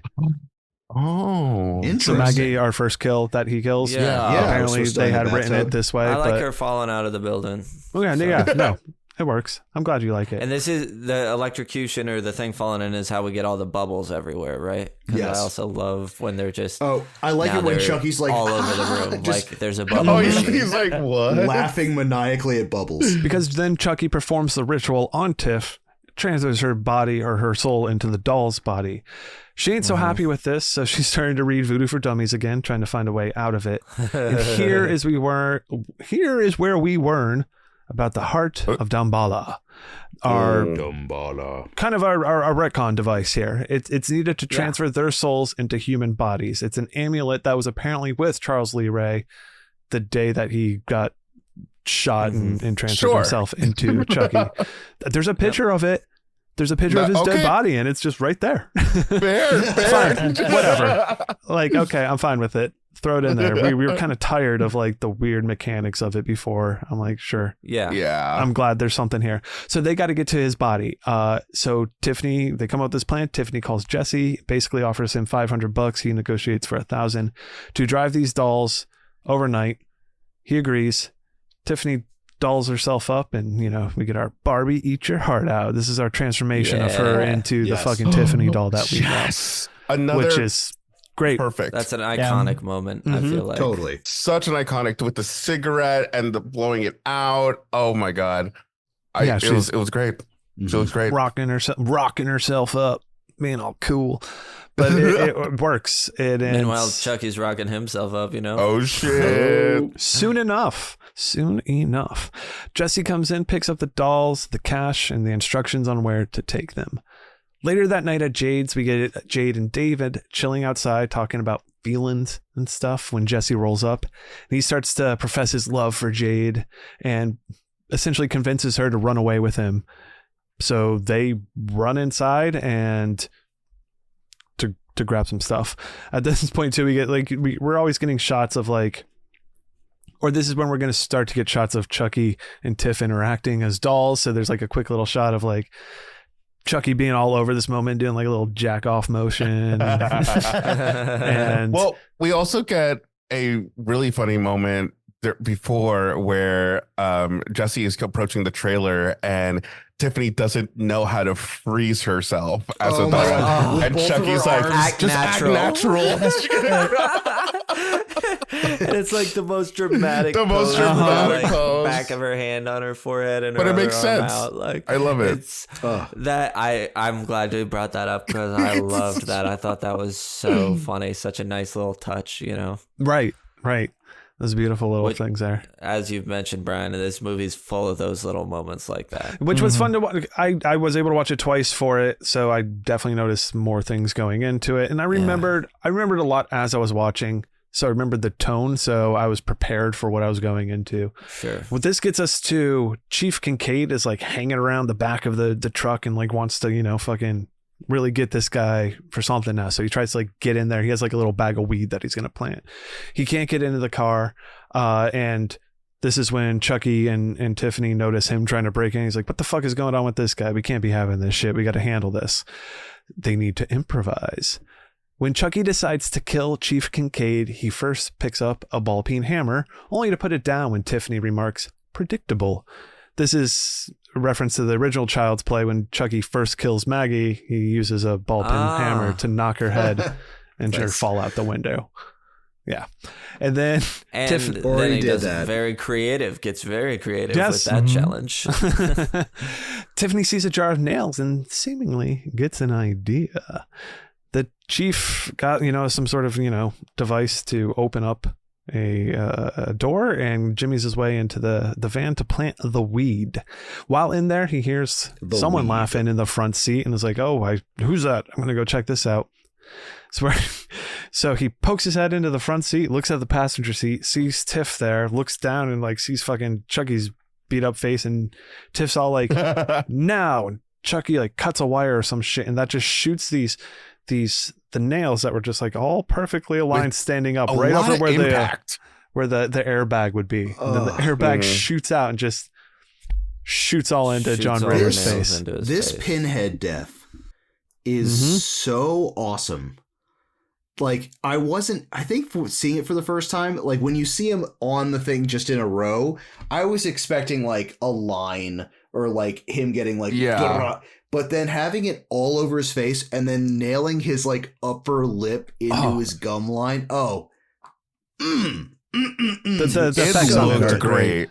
It looks practical. Even when he falls and his head hits the ground, you see it bounce off, it looked real. And I appreciate that John Ritter was in it, it was him doing it. He wanted it. He wanted it. He wanted this.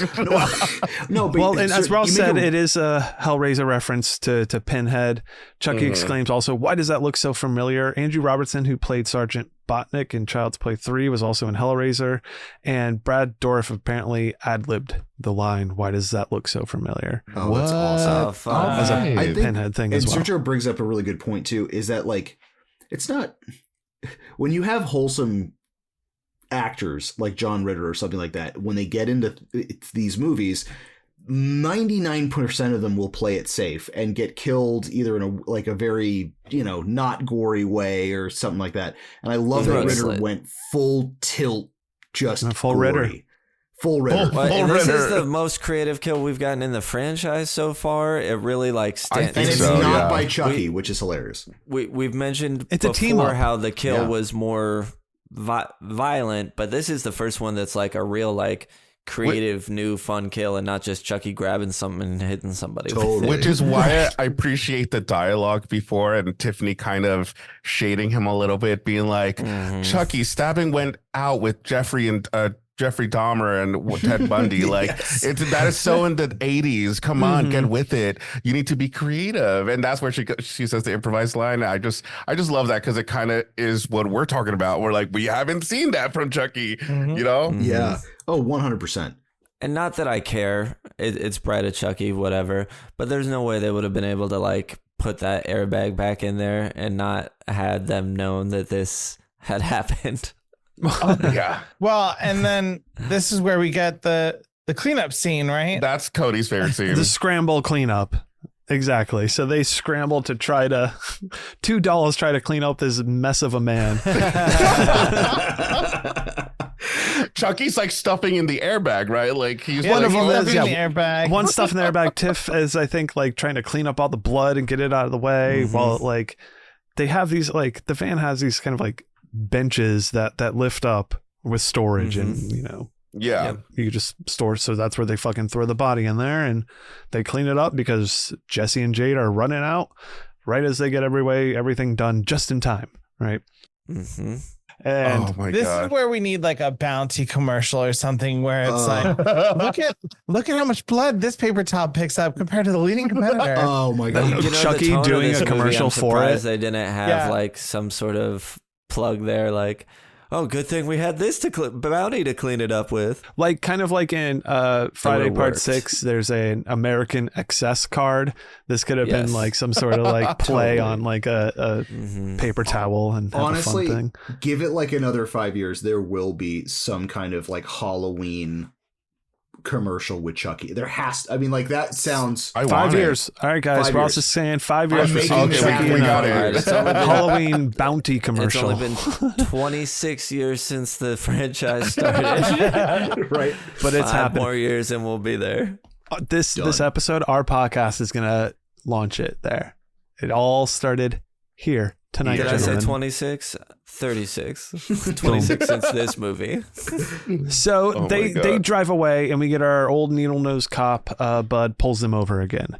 He was obviously called in. This also happens right in front of like the most happening spot in town. Like shit's going on What at is this this place. place? The Is this like fucking a local parking? hopping stop. I don't fucking Is this a know. parking Roller lot, rink. or is Doo-wop. it like a grocery store parking lot? So, well, It's I where- have a never question know. about the grocery store thing. But it seems like it's.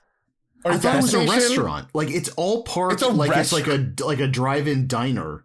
And It's then she has whatever you want it to Tons be. of groceries. It's like the cool kid hangout spot. Yeah. This is like such a small town thing though. Like you have the one gas That's what it station feels that like it has the big mini mart and like everyone just goes there to hang out because they sell like $1 hot dogs on Friday nights and like everyone's just hanging out and drinking and like having a good time. Smoking. That's like Mhm.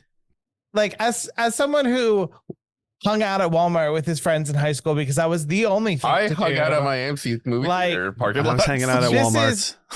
It's really giving that very hard. That's fair. That's fair. I just want to know specifics. But I what mean, is I it? understood, but it seems like there was like a lot of people. But And like, it's funny I get because watching this, I always thought that it was like the beginning to like a drive-in theater or something because there were so I thought it many was a people drive-in there. theater. and- Yeah. There's a lot of activity going on, but they get pulled over. This whole commotion ensues. Everyone's arguing. Why are you following me? Oh, you're my father paying you. You're on the payroll. He's like, yeah, I just do it for the money. All this kind of bullshit. But after all this Like a commotion dick. kind of ensues, this leads to the cop going into the van to search for the weed that he knows is planted there. And just as he's like about to like look up and find where the body's hidden, Tiff like kicks him or something like that, and Chucky throws the weed because Chucky had noticed the weed like before. He's like, hell yeah, like stuffs it in his like, little Yeah. onesie thing, and he throws that. Cop finds it and comes out and confronts Jesse again about it, and Chucky again is like, fuck, we don't need this trouble. We need these people to be getting us where we need to go. So now he's got to take care of this cop. And how's he going to take care of this cop? He's going to show Tiff how it's done. He's going to go ahead and just fucking stick a rag into the cop's gas tank, light it on fire and blow it up, which I'm excited. We get return of explosions and That's some very child's true. play. Big Like in a big time, and we get some other return stuff Not that I'm one. excited to see. I like the stoner in it that is Yes. smoking weed, and then he just Rude So fucking Chuck- doll. Chucky's crawling away and looks over at this stoner and flicks him off. Yo, I think this movie totally also launched the idea of, I don't know if he always was, but I kind of want to say like Chucky was very punk rock in this movie. Like he was just like I don't know, he was like cool. Oh, I get what you mean. He is In a a way that different he's vibe not of the a others, character. yeah. He has a Trying to be- different vibe to him. Well, this almost Because he's feels the like main character. He's our character now. He's not the side character chasing our main character. Yeah. He's the Right. guy. right. And it feels like, especially with the references to so many other horror icons, this is almost Don Mancini kind of being like, Chucky's a fucking icon too. Like, Yeah. right up Sure. here with all these things you're mentioning. Here's the guy, and Mhm. fucking, I think this movie really does put him into that scope. This brings it there. I and think so, pulls yeah. it absolutely. Yeah. over And maybe that that's edge. what he was doing by putting all those other slashers in the beginning that we Right. saw, the Right. masks and being the like weapons Chucky's for. right in this universe. He's right there with you guys, and Yeah. I think it agrees and shows here. So we get the whole Chucky fucking he's crawling over there. So that's some fucking fun doll work and all that stuff. Yeah. But the lighter Nice he doll has, work. yeah, sweet doll work, bro. And he drops this lighter, which is like we zoom in on that to make it a point. But right as all this is happening and the car's about to blow up, Jade apparently has gone to do some grocery shopping, because she comes out with like 2 fucking full ass bags of Full groceries. bags of groceries. Mm-hmm. That is so many Well, groceries. pulled over. I did need groceries. After she had just like punched a cop and like got into this big fight, I'm gonna fucking eviscerate you. she fucking goes off and does some grocery shopping. Vaporize you. Can we Vaporize. quickly talk about how, and listen, this is not me being greedy. I swear to God, I appreciate any amount of money. If you're telling me to go, bring some doll somewhere, I'll appreciate it. But for some reason, I always thought that she offered him like $5,000, $10,000. It seemed like Well, a lot in more. He was like, 98. $500, and I'm like, what? Would have been closer to 1,000 maybe. Yeah, But to like 500 run when you away delivered, with but- $1,000? Yeah, like that seems like that isn't in that 98 much though. it's Well, still That's at least a and month and a this- half of rent. This I mean- trailer park guy living on his own, young man. yeah, and he's like, I'm gonna Yeah. go, but he's also like, I'll get a job. So he doesn't currently I'll get a have job. I'll that's I'll part of put you his through college. yeah, Like he like, literally it's is saying all this all shit. these things to her, I'm like, you only got and he only $1,000, has dude. $500. You only have a 500 now. You don't even have the Yeah. guaranteed 1,000 yet. You don't even, that's not even guaranteed. You don't have that. You only have 500. But I mean, I guess that is the mindset of like young love. Like We'll they're make it just work, in it. babe. We'll make it work. Yeah. well, he doesn't use any of it because I do notice when it gets like stolen later, it's still $500 that 500, yep. gets Oh, taken. shit. But so cop car blows up, fucking nukes the cop. This is all the commotion ensues, and they decide they need to get the fuck out of there. I love the woman And- that screams, "It was them!" Oh my god! This it was fucking them! narc. It was her moment. It was her moment to say that line. And they drive away. Jade and Jesse start arguing in the van about the other one being crazy, wondering if the other one is the one who's like killing people in the wake of or causing this explosion. It's like a And they're slasher starting to like who's on suss each first. other. Yeah, it's kind of fun. A fun little thing that Yeah. they have starting here. And David calls Jesse's. Oh, yeah. So Jesse has, I don't know, a cell phone, a very old but beginner cell phone here. David calls that. Well, and this is where we get the lowdown. Now, how much time do you think has passed since this explosion and where this happened? Half I don't an think hour? long. I don't think long. No. 5 minutes. Because it's all over the news already. Even he's even found out that a lighter has been dropped, which ties them back to like that's all in the news, and he's like talking about it here. So we get a little bit of an exposition jump, but that's fine. And David thinks they ultimately should just turn themselves in. Chucky and Tiff are loving it, having a great time. But this takes us to our wedding chapel, essentially, at this point. And Jade and Jesse have decided to get married. And Yeah. Chucky calls him a sucker, but Tiff thinks it's beautiful. And we get this whole, they get married for some reason. I don't know why, but because they're in love, because they needed because it came with a hotel room. Did they always say that they wanted to just get hitched, or? Yeah, she's like, let's get married and then run away and then do a bunch of other stuff. Yeah. Okay, so that was part of it. They had to get married and then run away. Because she seems very fucking reluctant afterwards. What the fuck do we do? Child bride. She's probably she's like, how is this happening? I'm only 16. This guy never even ID'd me.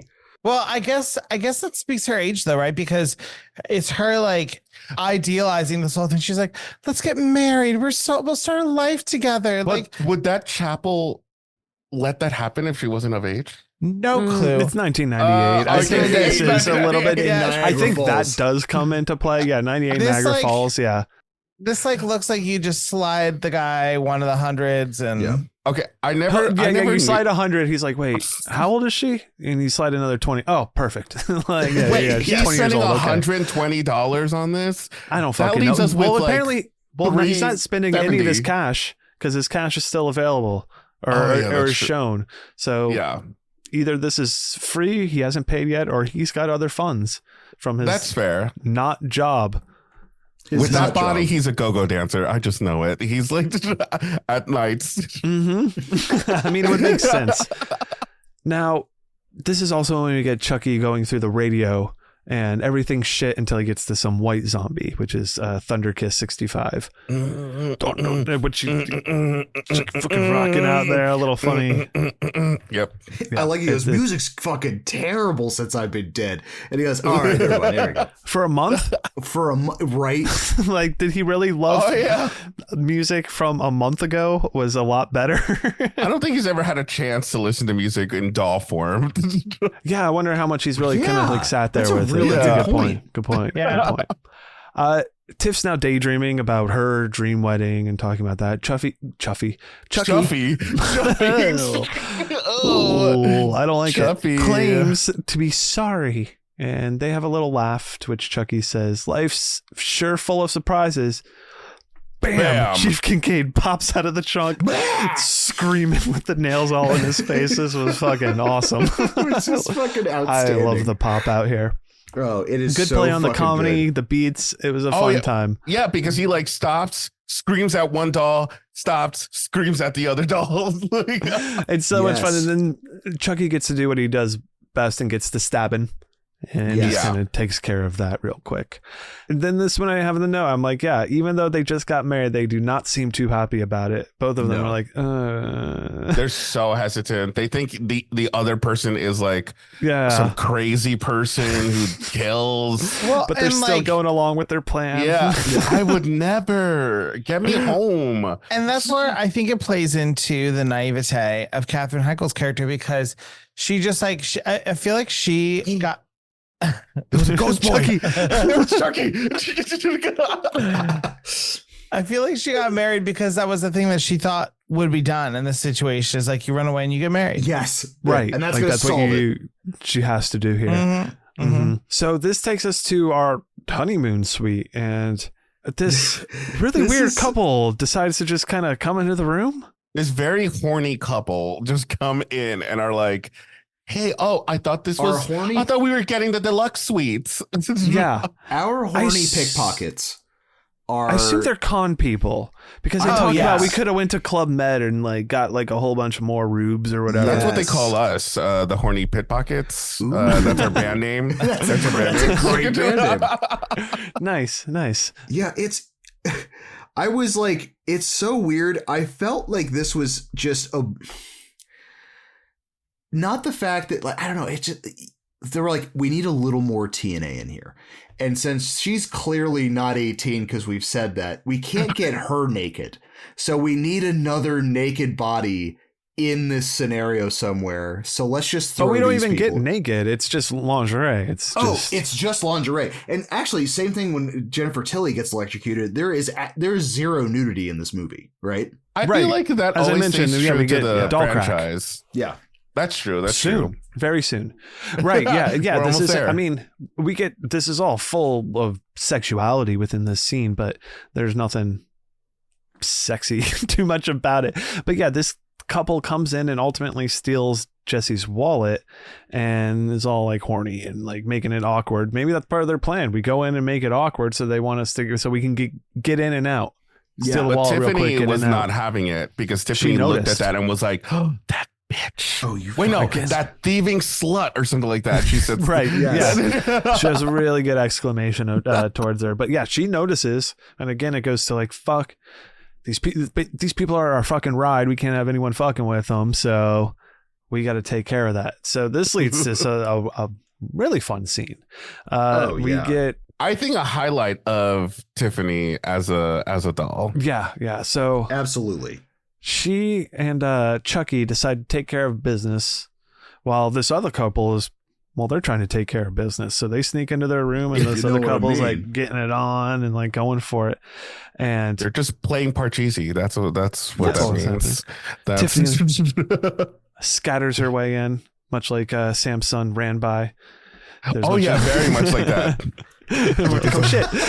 And then, this is when we notice that above their bed is a mirror. Nice. And Tiffany takes a champagne bottle, fucking throws it up into there, which causes all the fucking mirror to shatter. And such a cool death. this fucking explosion of water and blood from the waterbed that they're on. And it is so just awesome. The look it's beautiful. of their faces when they look on the ceiling and they're just like, huh? Like they just look at the. But I also, bottle. I never found Tiffany that scary in this movie until this moment. Like that smile and the way that they contorted her face to look very menacing, I thought was like, oh, she's scary. Like I think she can be terrifying. And in this moment, I think it proved it. Absolutely. Now, Brian, you had a waterbed. Did you have a mirror above your waterbed? In my dreams. Oh, no, nice. I just had posters above my waterbed. Hot chicks. Fucking The Matrix. Probably. So this is a great death. And this really, I mean, this gets Chucky riled up because he decides to propose to Tiff He's with like, a "I love severed you." finger. I don't know if that it was has a wedding ring intentional, on it. but like I love that when the water like it breaks and then it's just the blood water hitting his shoes. Gave me like the Shining elevator of blood vibes where it's just sloshing everywhere. Could have been. I would say this also reminded me a lot of Johnny Depp's death, kind of like Oh, in, yeah. That's a really good Nightmare. Nightmare on Elm Street. Yeah. just like fucking blood shooting up. Mhm. But so this is when we get to it. Emotions are flying wild because this leads to our dolls having sex. Fuck yeah. And according to Jennifer Tilly, the doll sex scene was all improvised. So they're just improvising in this Well, because she moment and said having a like, good oh, time. we should do some doll sounds. We should just try it. Yeah. And I love that they recorded all their voices in the same room with each other. So they just played off each other during this whole movie, which kind of shines through, even like those little lines that they say during the movie. Oh, totally. I gotta say, I wish we got a little more doll Insertion. Anatomy? Oh, yeah. I think it You would want have like been Team not America a ton.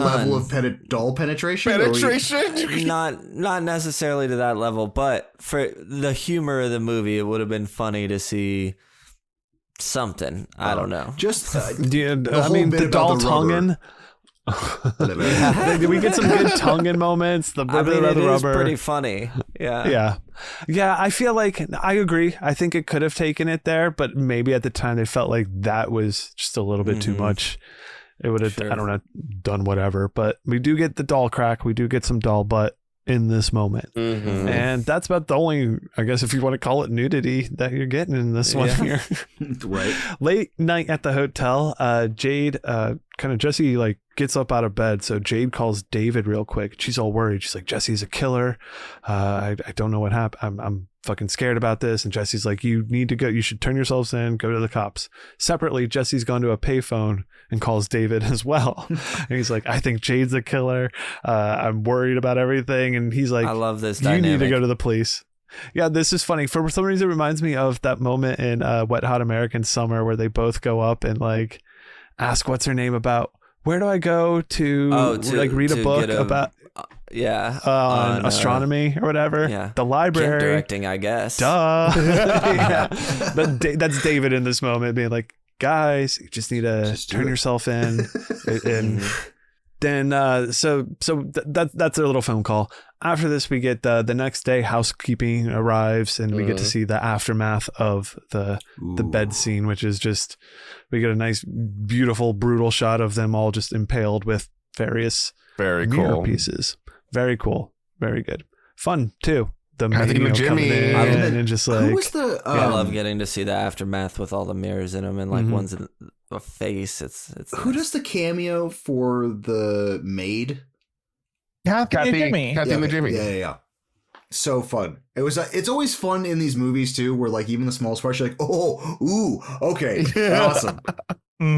At this point, Jade and Jesse start to run away again. They like freak out that the other person's the killer. They're sitting in the van about to leave, and then surprise, David pops up, and he basically showed up to tell them that they're both crazy. Like after they called him, and you realize that neither of them are killers. Yeah. Come on, guys. I realize there's 3 options, and what I've concluded is that you're both innocent. But I do like, it reminds me of the first movie where like people think the kid did it. You know what I mean? Everybody thinks it's Andy, and so now we have people once again thinking, mistakenly assigning blame. Yes. I mean, I don't know if they told David the specifics of the dead bodies that were right next to them, like right next door, but it's not a good look that you immediately ran away after you found the bodies. Oh, they just keep running. They're like, let's get the fuck out of here. Which they're driving away at this point. They're hanging out in the car. This is when David's like kind of like telling them all this stuff, and then he's like starting to smell something funky. This is when he discovers the body of the chief. So then now David does think both Jesse and Jesse and Jade are both killers together. So he pulls he sees that the gun is still on the chief's belt. He pulls that. He tells him to pull over. He's freaking out. And he kind of like pops out of the back of the car and like sees like a cop car to wave that down on the other side of the highway. And that thing kind of like starts coming over. And then through all this commotion, Chucky and Tiff decide they're going to make their move, and they both pull out guns on everyone. They're all like pointing. Everyone pointing guns at each other. Everyone's pointing at everyone. 2 dolls pointing guns at a man is amazing. But David's like, I think I can get out of here, and starts backing away. And well, he kind of steps right onto the highway because bam, he promptly gets evaporated by a Final semi. Destinations himself, and it's fantastic. Yeah, it's good. He completely combusts. What do you like? I like that. I mean, obviously, when you're next to the road, we're kind of expecting somebody to get hit, but it's not that typical shot of somebody that you're like, they're about to step in front of a car. Like the way you can almost always call it visually, it's framed differently than most people getting hit by cars, which I appreciate. Yes. Sure. And that it's just a pop like a balloon. It's so good. So at this point, Tiff and Chucky make Jade and Jesse drive off, and the cop chases after them. This is when Chucky fucking like busts open the back door and starts shooting into the cop car. And we get our chase, they're just going explosion, at it. cop car. Oh my we're God. going fucking again, we're bringing back some chase scenes and stuff. I do really had. kind of want to give a shout out to the David character, just because he kind of at that moment it didn't really connect for me, but now I appreciate Don Mancini writing in like an openly gay character that there's not many in the horror realm, but like I do appreciate him, even though like he tried to really hammer it that he was gay by being like, I'm majoring in figure skating. But but he's still like not stereotypical. I feel like he's just like a guy who's their friend, who's there to help him, who's also gay. And that's a nice He thing. seemed to exist I'm the gay as a guy. person, as opposed to being a character. Well, and that's the nice thing about the character is that like it represents, I think, a realistic portrayal, because it's just everyone's aware. We don't need to say anything. Like, another person. We don't need to like have a big moment where he's like, oh, by the way, I'm gay. Like, it's not needed. You sounded like Stewie for a second. But I do appreciate his character, but also that he plays a role in this where it's like an innocent life that got caught in the back and forth between all of this. And that like it does always break my heart a little bit when like, what's her name? Jade? Yes. Jade looks out the window and just sees the aftermath of the truck with the blood in front, and she's like sad. I'm like, oh, that was her best friend.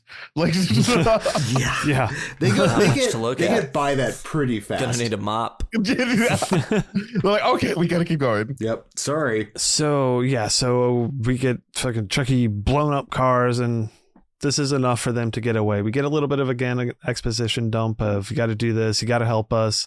Radio announcer comes on, talks about the body of Charles Lee Ray is going to be exhumed because fingerprints were found. Chucky determines that they need to hurry and like, be oh, fuck, more we need to get that inconspicuous. So being more inconspicuous, we cut to them in an RV now, so they're not in the fucking Eagle van flying around. Can someone tell me where we started? Where was the location where we started? You know, that's a really good point. Because we reached Niagara Falls to get to Hackensack, New Jersey. Which is not particularly close. Like, you would be hard pressed to do that drive in a day. And this took like, they gave themselves a time limit. Yeah. Unfortunately, they did, because I don't know if that makes sense. Like, oh yeah, like an overnight or maybe 2 nights, maybe. And he died in the Chicagoland area, right? Well, yeah, but this police department that gathers the Warehouse 13 that gathers all the artifacts and stuff. So it's actually not on any maps where they started. It's true. It's an unknown. Because I'm like, were they in Chicago? Were they in, I don't know, like California? No, they wouldn't be. California. I definitely think that I think they're East Coast and relatively close. Okay. I know someone, I don't know if it's in relation, but I know they say that Damien's body, I think someone's body was found in the East River. Now there's obviously plenty of East Rivers out there, but there is one in the New York area. So, but we don't get any other hints clearly that it's anywhere near New York. Yeah. So, and why would you go up to Niagara Falls from New York and then back down to Jersey? I did just Google it, and Niagara Falls to Hackensack alone is a 6.5 hour drive. Which they probably could have done overnight. But including like the stay at the hotel, like they did a next day thing. Yeah, they stayed the night and then they have to come back that night. So the morning of, and like what is where are they starting that going through Niagara Falls is a logical the bigger thing question. Yeah, exactly. To get to New Jersey. Now there was this cut scene that I read about, and I didn't include this here, but it said something. They were supposed to stop at some sort of like serial killer museum while they were in Niagara Falls. And talk about why Charles Lee Ray isn't included in it. And then at the end of the movie, the dolls were supposed to be in the museum or something. That's to that effect. Okay. But that didn't happen. I love our ending. So.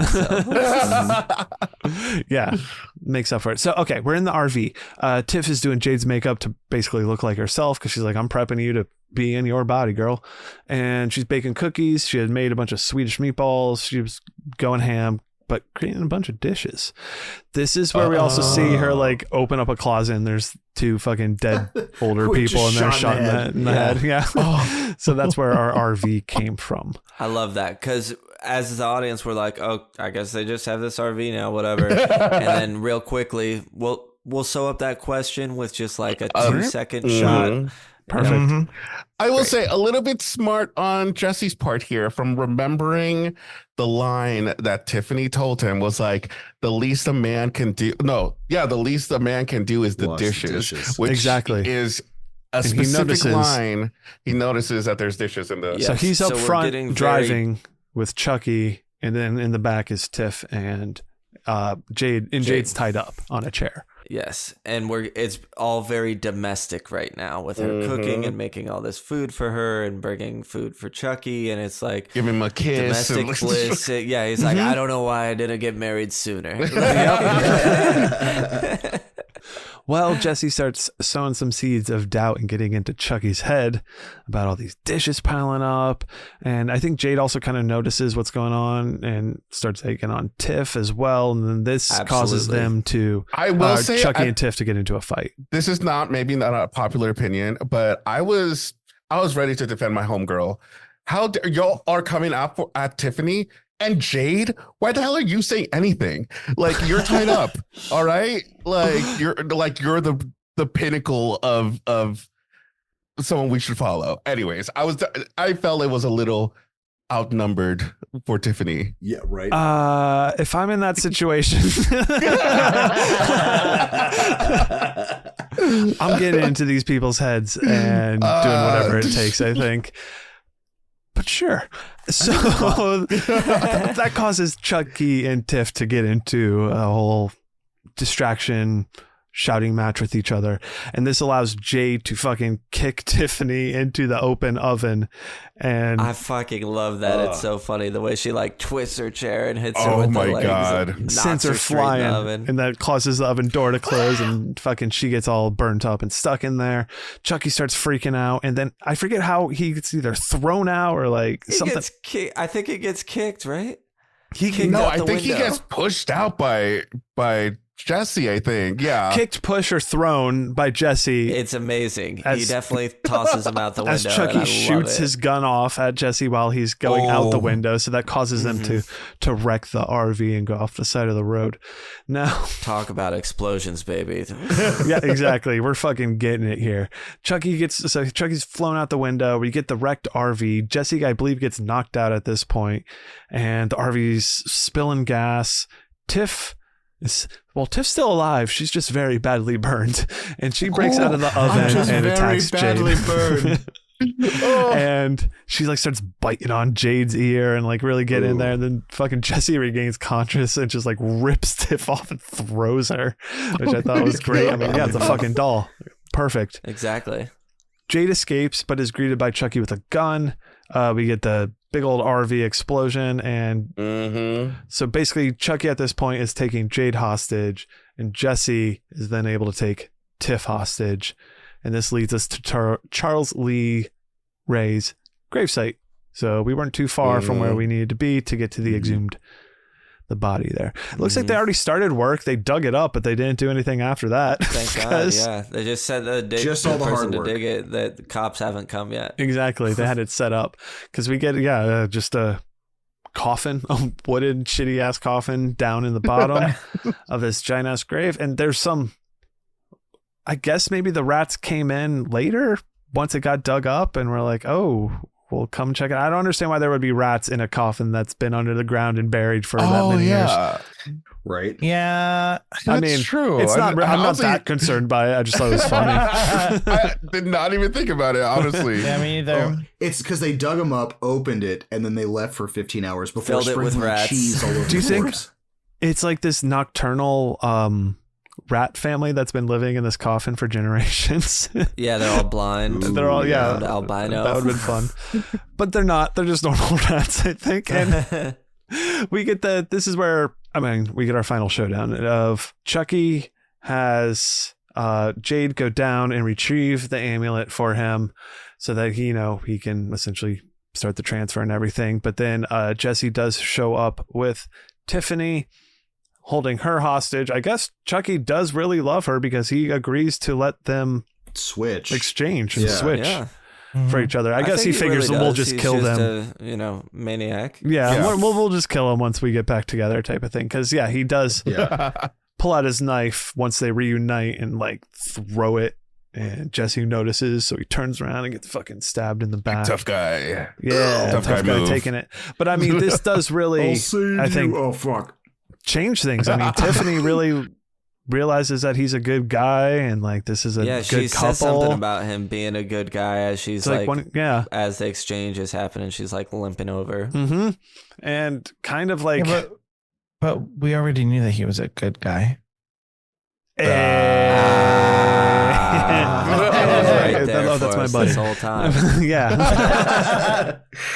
We do get a moment where Tiffany goes up to Chucky. It's like, catch me, Chucky. And he just lets her flop on the floor. Oh, my God. But this is also when, like, yeah, I think, like, Tiff realizes that, you know, it's that, you know, I love Chucky, but he is bad for me type of thing because she pulls the knife and you know, stabs him in the back while they're embraced. She pulls the reverse Frankenstein. It's like, we just deserve to be dead. Like, we need just to die together. Mm-hmm. It's real Romeo and Juliet shit. So puts Chucky back into his grave. He gets like, oh yeah, he gets like thrown. Why did he get moved? Grave. I forget why he gets thrown in there, put in there. Basically, obviously he's not dead from when he gets killed, and he comes back because this is when we also get the good part of. Oh my God. There's so much that happens here. There's a lot. So they're standing over the grave with the gun. This is when like this like detective cop who's been like throughout this movie has been tracking everything.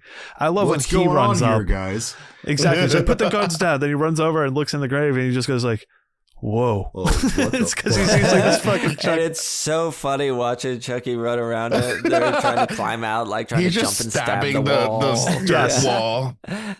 And then this is when they shoot him and kill him. But Chucky's like, you're going to kill me, but it doesn't fucking matter. I always come back.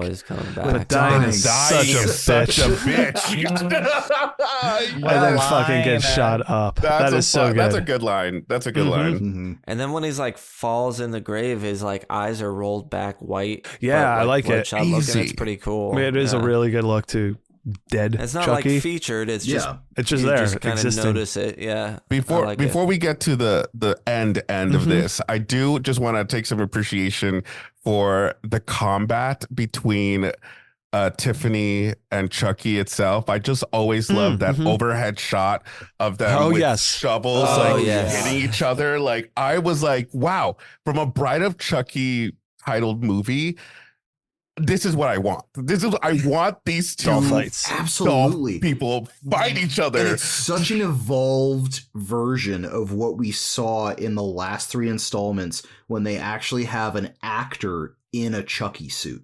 Yeah, because like then it's because like the proportions are all weird. It's like that uncanny valley, but with this one, because it's the overhead shot, it's perfect. Honestly, it looks so good. It looks good. So good. They framed it really well. There's a lot of good framing and that works well for the dolls in this movie and what they're doing for it. Well, they knew it's just they took the best parts of all the other ones and fused it into this, because like when you see Chucky and when you see Tiffany in every single one of these shots, it's borderline flawless every single time, which is amazing. Yeah, they look great. Obviously, the people shots you can tell, but the doll shots look great. Oh yeah. So this does lead to ultimately the cop's like, all right, kids, get out of here. He calls it in. He's like, it's not them. It was someone else. Send people out. There's bodies. Blah blah blah. Audibly laughed out loud. Where he was just like, well, it wasn't audibly laughed out loud. Audibly. I was not in my head, and I don't like. You literally have a string of bodies and then just going like, all right, guys, get on out of here. Yeah. Yeah. But also, you're safe. I know you don't go far. I didn't do it. I just saw a fucking doll running around trying to kill shit. Stay home. You know what, guys? They didn't do it. Just trust my word. They didn't do it. Fine. So then it was this doll down here. It's just this. Yeah. So then he goes and sees the Tiffany is burnt to a crisp, laying all lifeless, and decides to Start poking poke. And Stop it's like, poking. okay. You poked her enough. I was like, yeah, at this point, I was like, walk away. What are you trying to do? I was like, what was the last thing you're about to do? Because I really felt like he was about to check if she was anatomically correct. Oh. Let the camera roll for another 20 minutes, and that's probably what would happen. If she didn't open start screaming in pain, and there's something else. That's the moment where I would have left. Yeah. I'm like, oh, I'm gone. I'm sorry. I saw that other doll alive. I saw what the other one was doing. Yeah, I run away from this. But he does not. He stays and watches. He's like, I'm invested at this point. Sam's taking a seat. Sam's taking a seat. I was like, let's see how this goes. What the fuck is happening? Well, you be sure to bring your splash guard because starts withering around and moving around seemingly in her gut, and we're like, oh shit, that's right, these dolls did have sex, and I think we're about to go there fast, so wear protection. The gestation period is quick. Then we get a fucking blood splat coming straight out and goes right onto the fucking cop's face, and he's just all like wipes it all on him. This is so fucking, talk about like amping it up in B movie and schlock. I was like, it is ramped up here, and I was eating up on this scene. I loved every fucking minute of it. And then like, so good. We get the fucking baby doll come on out. Yeah, with the sharp, like the sharp baby ass doll teeth. looks so good. Reminds me of the Jason worm a little bit. It looks so good. I thought it looked great. I think it was all bloody and gooey, especially and, the like, gross, body that just jumps really quickly at his face. That was funny as hell. Hilarious. It's like this little and it's got this like high pitched screaming the whole time. So crazy. And that's how we end the movie. And that's how we end the Bride of movie. Chucky. And then for card. years, fans are just like, well, you're gonna make a Son of Chucky movie, right? Like, for people were like, you gotta make it. 6 years, and it didn't come till 2004, but that's how we end The Bride of Chucky. And like I said, there's not much else to it here. I mean, this is the first movie in the franchise where none of Chucky's body parts are severed before he dies, though. Oh, yeah. Usually he's getting an arm ripped off or some shit, a hand or something. Because this is a Chucky movie, not a Child's Play movie. Exactly.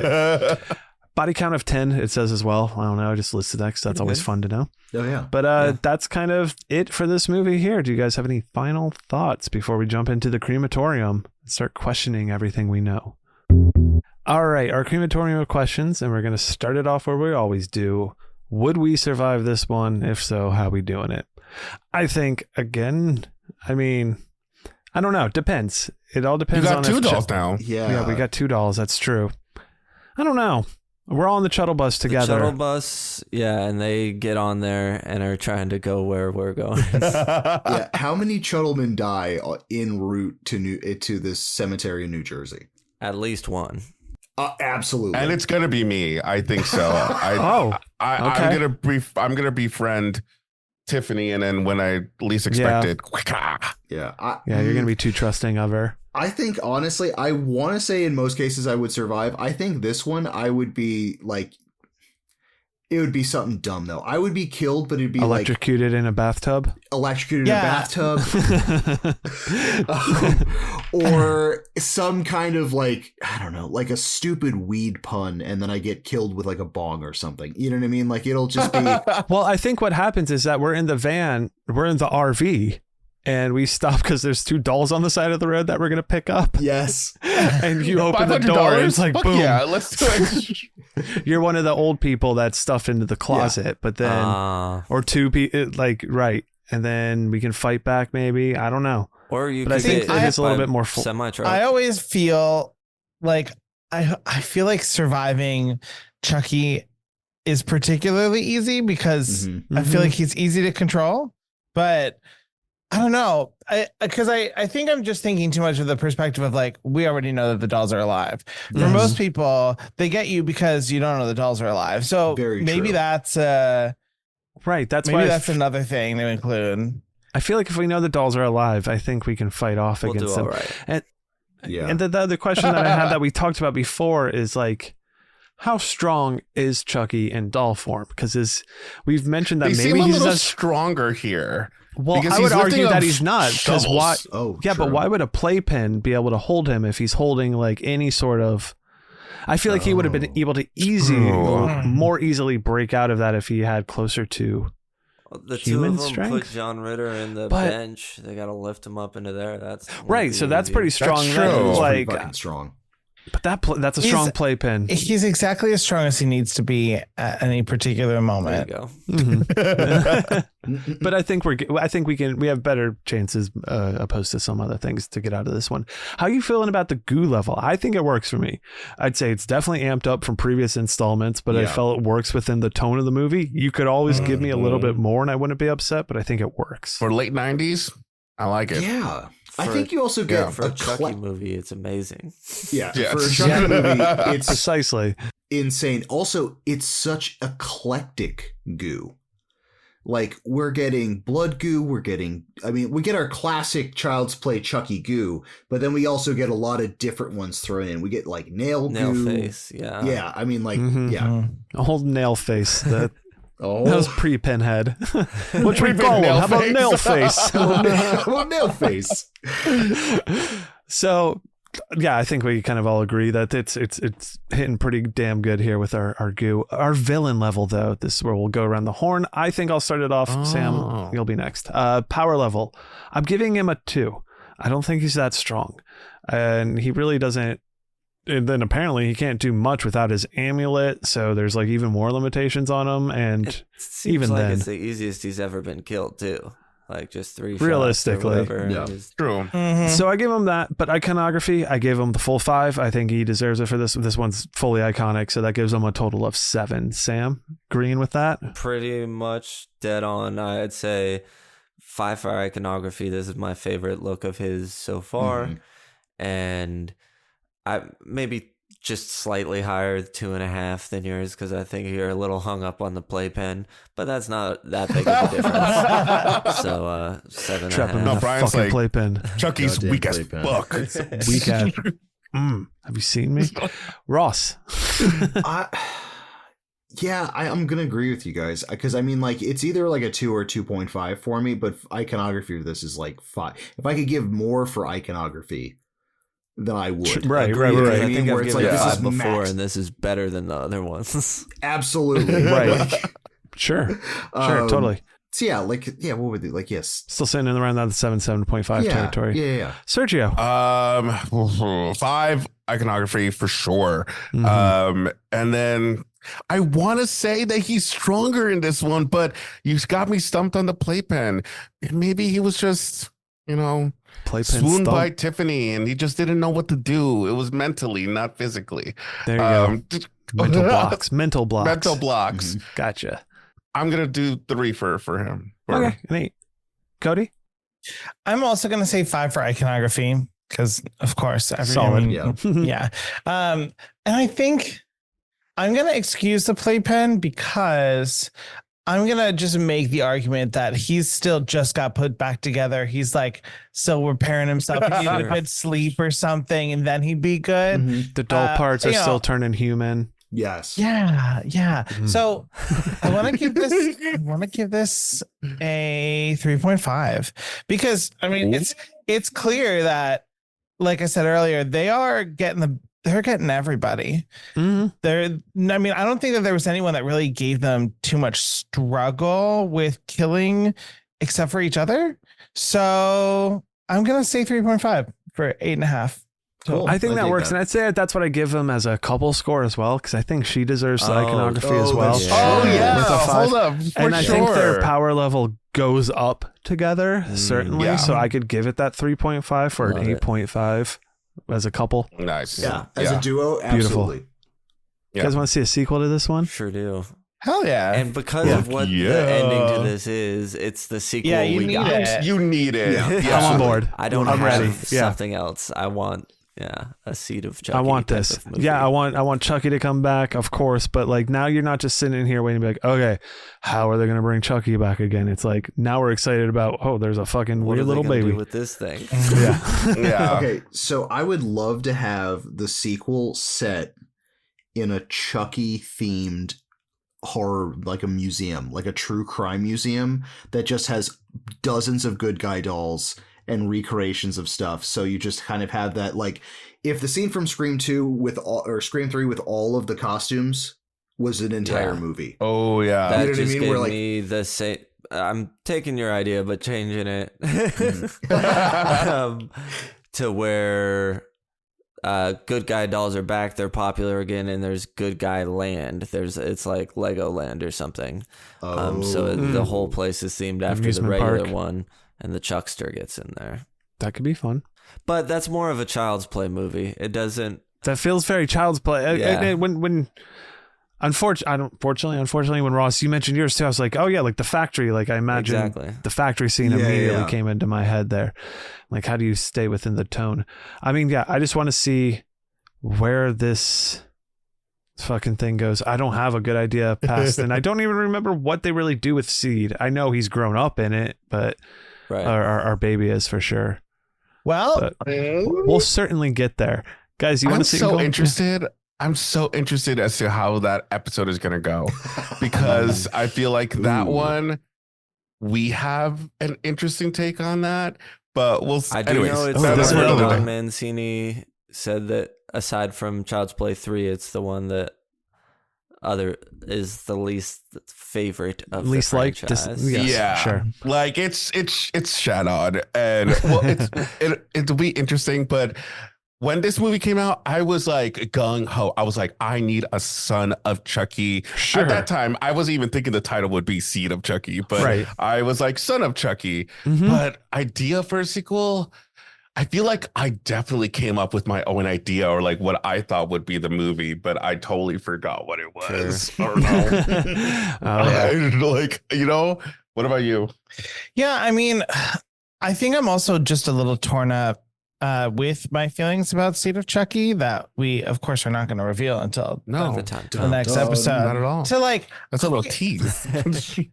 Professional. I don't know how it would make a different sequel to this movie.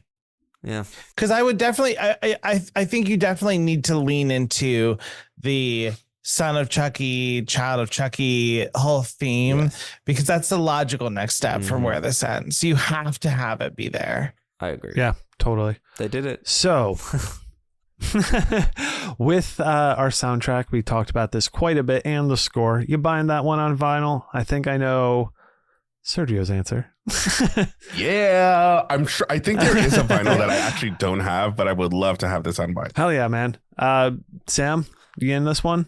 If I found it in the wild, I'm not gonna go In look nature. for one on the interweb. You gotta find a one. But I agree with again, that. A record store, for whatever reason, I see it in front of me. I'm like, yeah, I'll get this.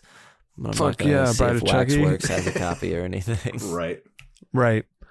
Cody, I mean, you want to own two vinyls? I was going to say, obviously, the answer is yes, because of how much Sergio wants it. So, you know. Aw. Yeah. Oh. I will say, in the motion picture soundtrack where like they have the artist and not just the score, I was always bummed that they did not have Living Dead Girl in it.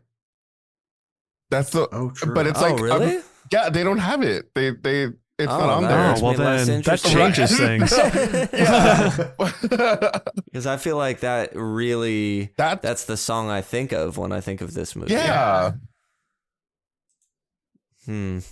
Sorry, guys. I shouldn't have said That changes things. Hmm. Ross, are you gonna with all that information now? How you I feeling? know. I was gonna say yes. I think now in the wild. I think like if I see it in CD format or vinyl format, I would pick this up. Beautiful. Now, I think that we all know the answer to this. Is anything action figure worthy? Definitely. Yeah. In terms of action figures, in terms of life-size replicas, for sure. Yeah, absolutely. I mean, the dolls themselves, Chucky and Tiff. Yeah. I mean, I don't think there's much. I want mean, a Damien action figure.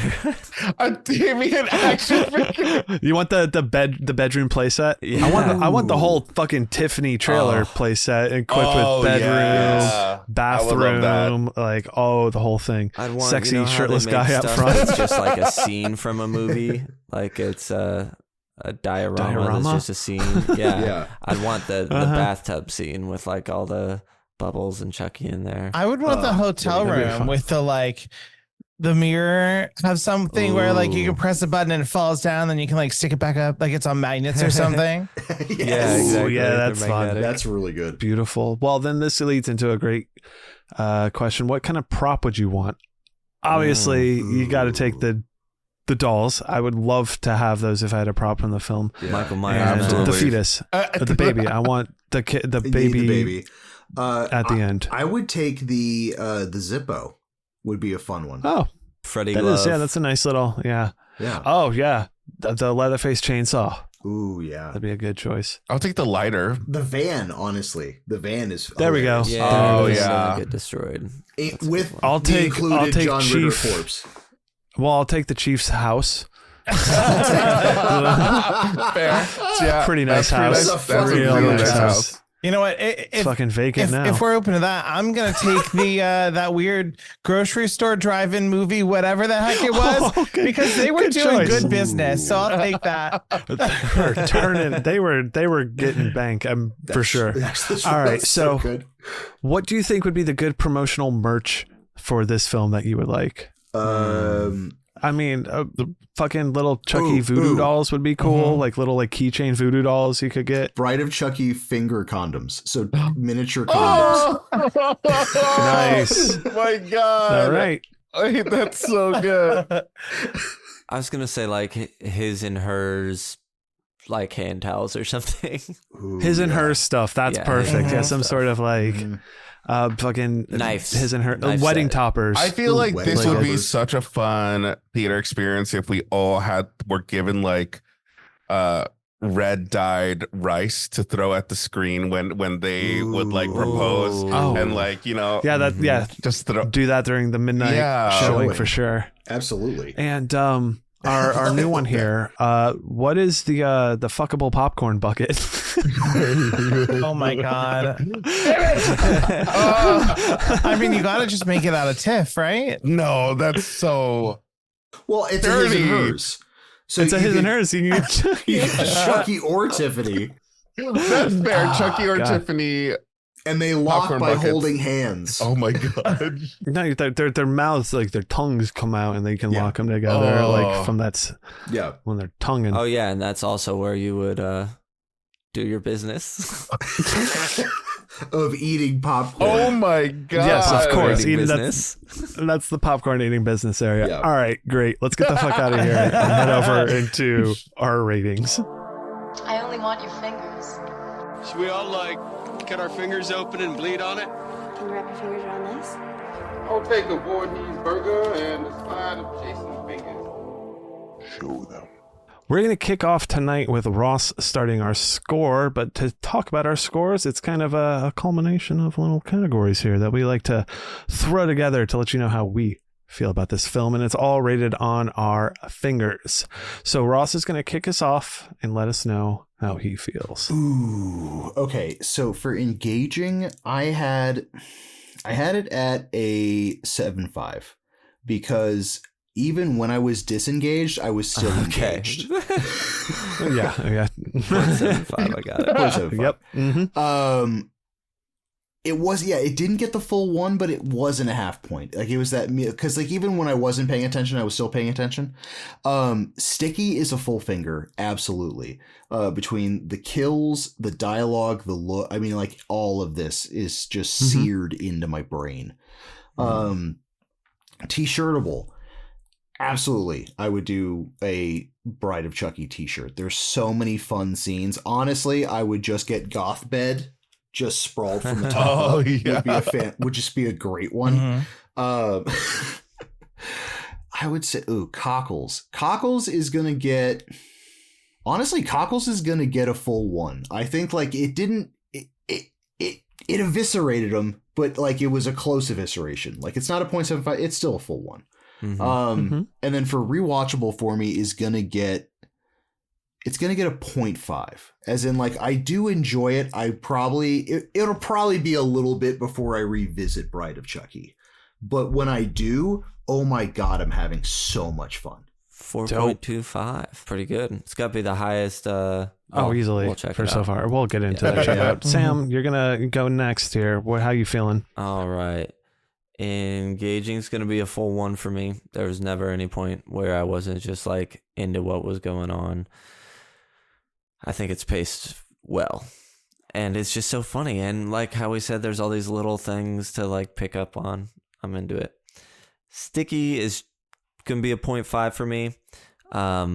Certain scenes and things I remembered, and I think those are the things I'm still going to remember. I don't know if there's anything new yet, but we'll see, because when we get to rewatchable, I think it's going to be high, because I'm into it. T-shirtable is going to be a 1. The poster itself would be cool. What I would really love is Chucky marveling at the bubbles in the bathroom. I would like really like that shirt. That would be an instant buy if I saw it. Cockles is going to be a full 1 as well. I kind of with you, Ross. It's not like full pulverization, but it's I mean, everything's there, from the turn of the century feel to the witty dialogue. It's great. And rewatchable, I am going to give it a 0.75, because I don't know when I'm going to get the chance to return to it, but I look forward to it now. And it's certainly, for what we've covered so far, if I'm going to choose to watch a Chucky movie, this is the one I'm going to put on. Totally. So that's also a 4.25. Nice. All right, that's my turn here. So to start us off, I will go down the list. Engaging. Engaging is going to get the full 1. Fully engaged. Love every minute that I was sitting in there and wasn't kind of distracted by anything. Sticky, I'll probably give that one a 0.75. Just it's close to the full 1, but it's getting such a high score because I feel of just the Chucky character and his look, and then Tiff in this one as well are very memorable, and it came from this one. Those looks have definitely stuck with me. For that alone, I think it gets a pretty high score. T-shirtable gets the 1 as well. Full T-shirtable, lots of good imagery to use in it. Cockles gets a full 1. Enjoyed the time, loved everything and the environment I was in, and I had a great time. I think rewatchable will get the 0.75 as well. I'd love to rewatch it at any point in time and not really have an issue, but it's not going to be something I guess top priority, but pretty damn close. So 4.5 works for me. And that rounds out the Chuttlemen. So let's go over to the horror men. Sergio, how you feeling? How I'm feeling. Well, with engaging with the first part. Engaging, yes. Engaging. Well, now I'm working off of memory. We used to have it up here, but now I'm like, I know this shit. I should know it by now. You're good. God damn it. But engaging, I will give a full 1. I'm always engaged with this movie. It's even though it is a comfort movie for me where I can do other things, but I still am willing to sit down, watch this movie from beginning to end. It keeps me entertained. It has everything for me. Sticky, I think that goes to kind of like flows into that. I give it a 1. A lot of this stuff has stuck with me since I was little. So like all these scenes, even though like I rewatch it a ton of times, it's still fresh to me. I think it's stood the test of time. I kind of want to say, like, I don't think a lot of the stuff has been outdated. Like I think it's still good. A T-shirtable is that next? Yep. T-shirtable, a 1. Yes, I want like Bride of Chucky hoodies and sweatshirts. So if anybody knows where I can buy some, please let me know. Hit me up in the Discord. But yes, I see everything. I want something with Tiffany that blowing out the smoke saying Barbie eat your heart out. I want Chucky flipping me off. That says like it's not the size that matters, it's what you do with it. Something like that. I'm willing to buy and ready to buy. Next is Cockles. I'm cockling right now hard. I'm giving it a 1 because this has literally been something that is, I think you used the word. It shaped your cockles. It literally shaped me for sure. It's something that is in my veins, like has been part of me since I was little. And just those specific scenes where like the opening scene with Tiffany, the drop to Rob Zombie's song, Living Dead Girl, like all that has meant so much to me that it just sends chills down my spine every single time I see it. And wait, what's the last one? Rewatchable. Rewatchable. Yeah, I watch this all the time. I will say I haven't watched it in a while, so maybe that's something, but I'm going to give it a 1. I'm sorry, guys. Give it the 1. We know where this is going. Yeah. Hell yeah. Full 5 Full for 5. sure. Nice. Cody. So for engaging, I think I'm going to give it a 1. This is a great movie. I love it. I really think that like this is where the Chucky franchise really picks up, in my opinion. I love the original Child's Play, especially, I think is great. Child's Play 2 is up there, but like, this is like, I can't have Chucky without Tiff personally.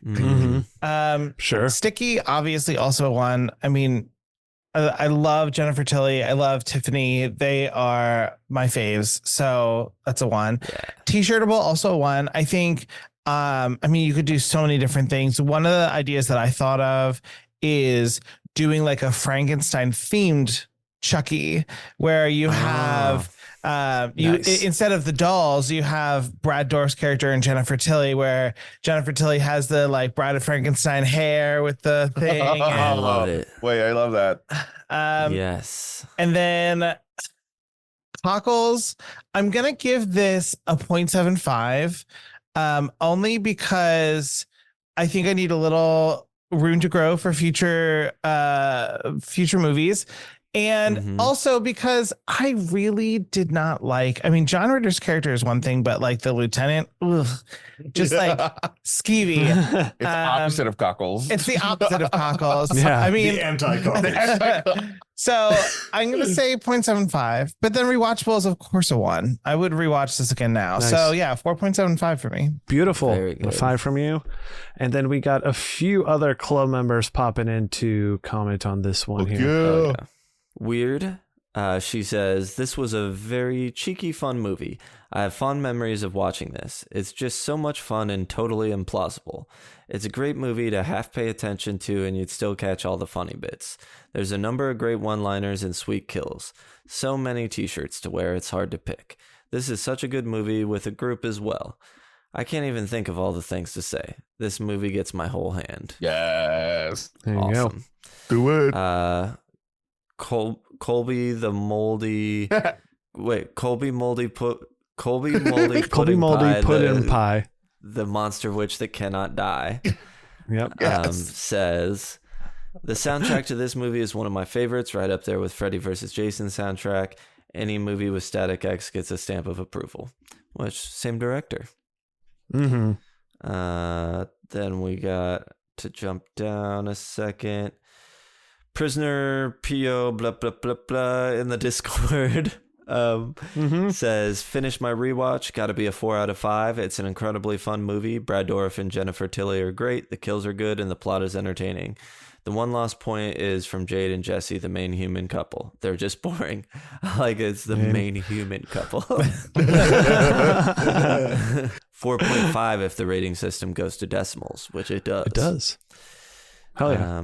Then we have T-Boop. Travis Maxwell Boone, the Witch Doctor of Doom, engaging. 1. I saw this when it came out back in 98, and the build-up for it included a promotion with WCW Wrestling, so Chucky would show up on Nitro and on the Halloween Havoc PPV, and it got me pumped.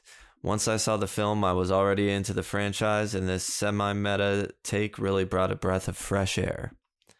Sticky. 1. It's one of my favorites in the series. I love the Chucky stitched together design, the introduction of Tiffany as a character, plus the additional lore in the trip aspect. I dig it. T-shirtable. 1. This movie is dripping with incredible imagery. I'll take 3 shirts, please. Cockles. 1. It got me in my nostalgia balls. Cool kills, great lines, a gnarly graveyard ending, plus a whole pot of Swedish meatballs. Got that right. Rewatchable. 1. It's maybe the film I've watched the most in the franchise. It would be out of this, part 1 and part 2. I'll watch Jennifer Tilly draw summoning circles and take bubble baths over and over.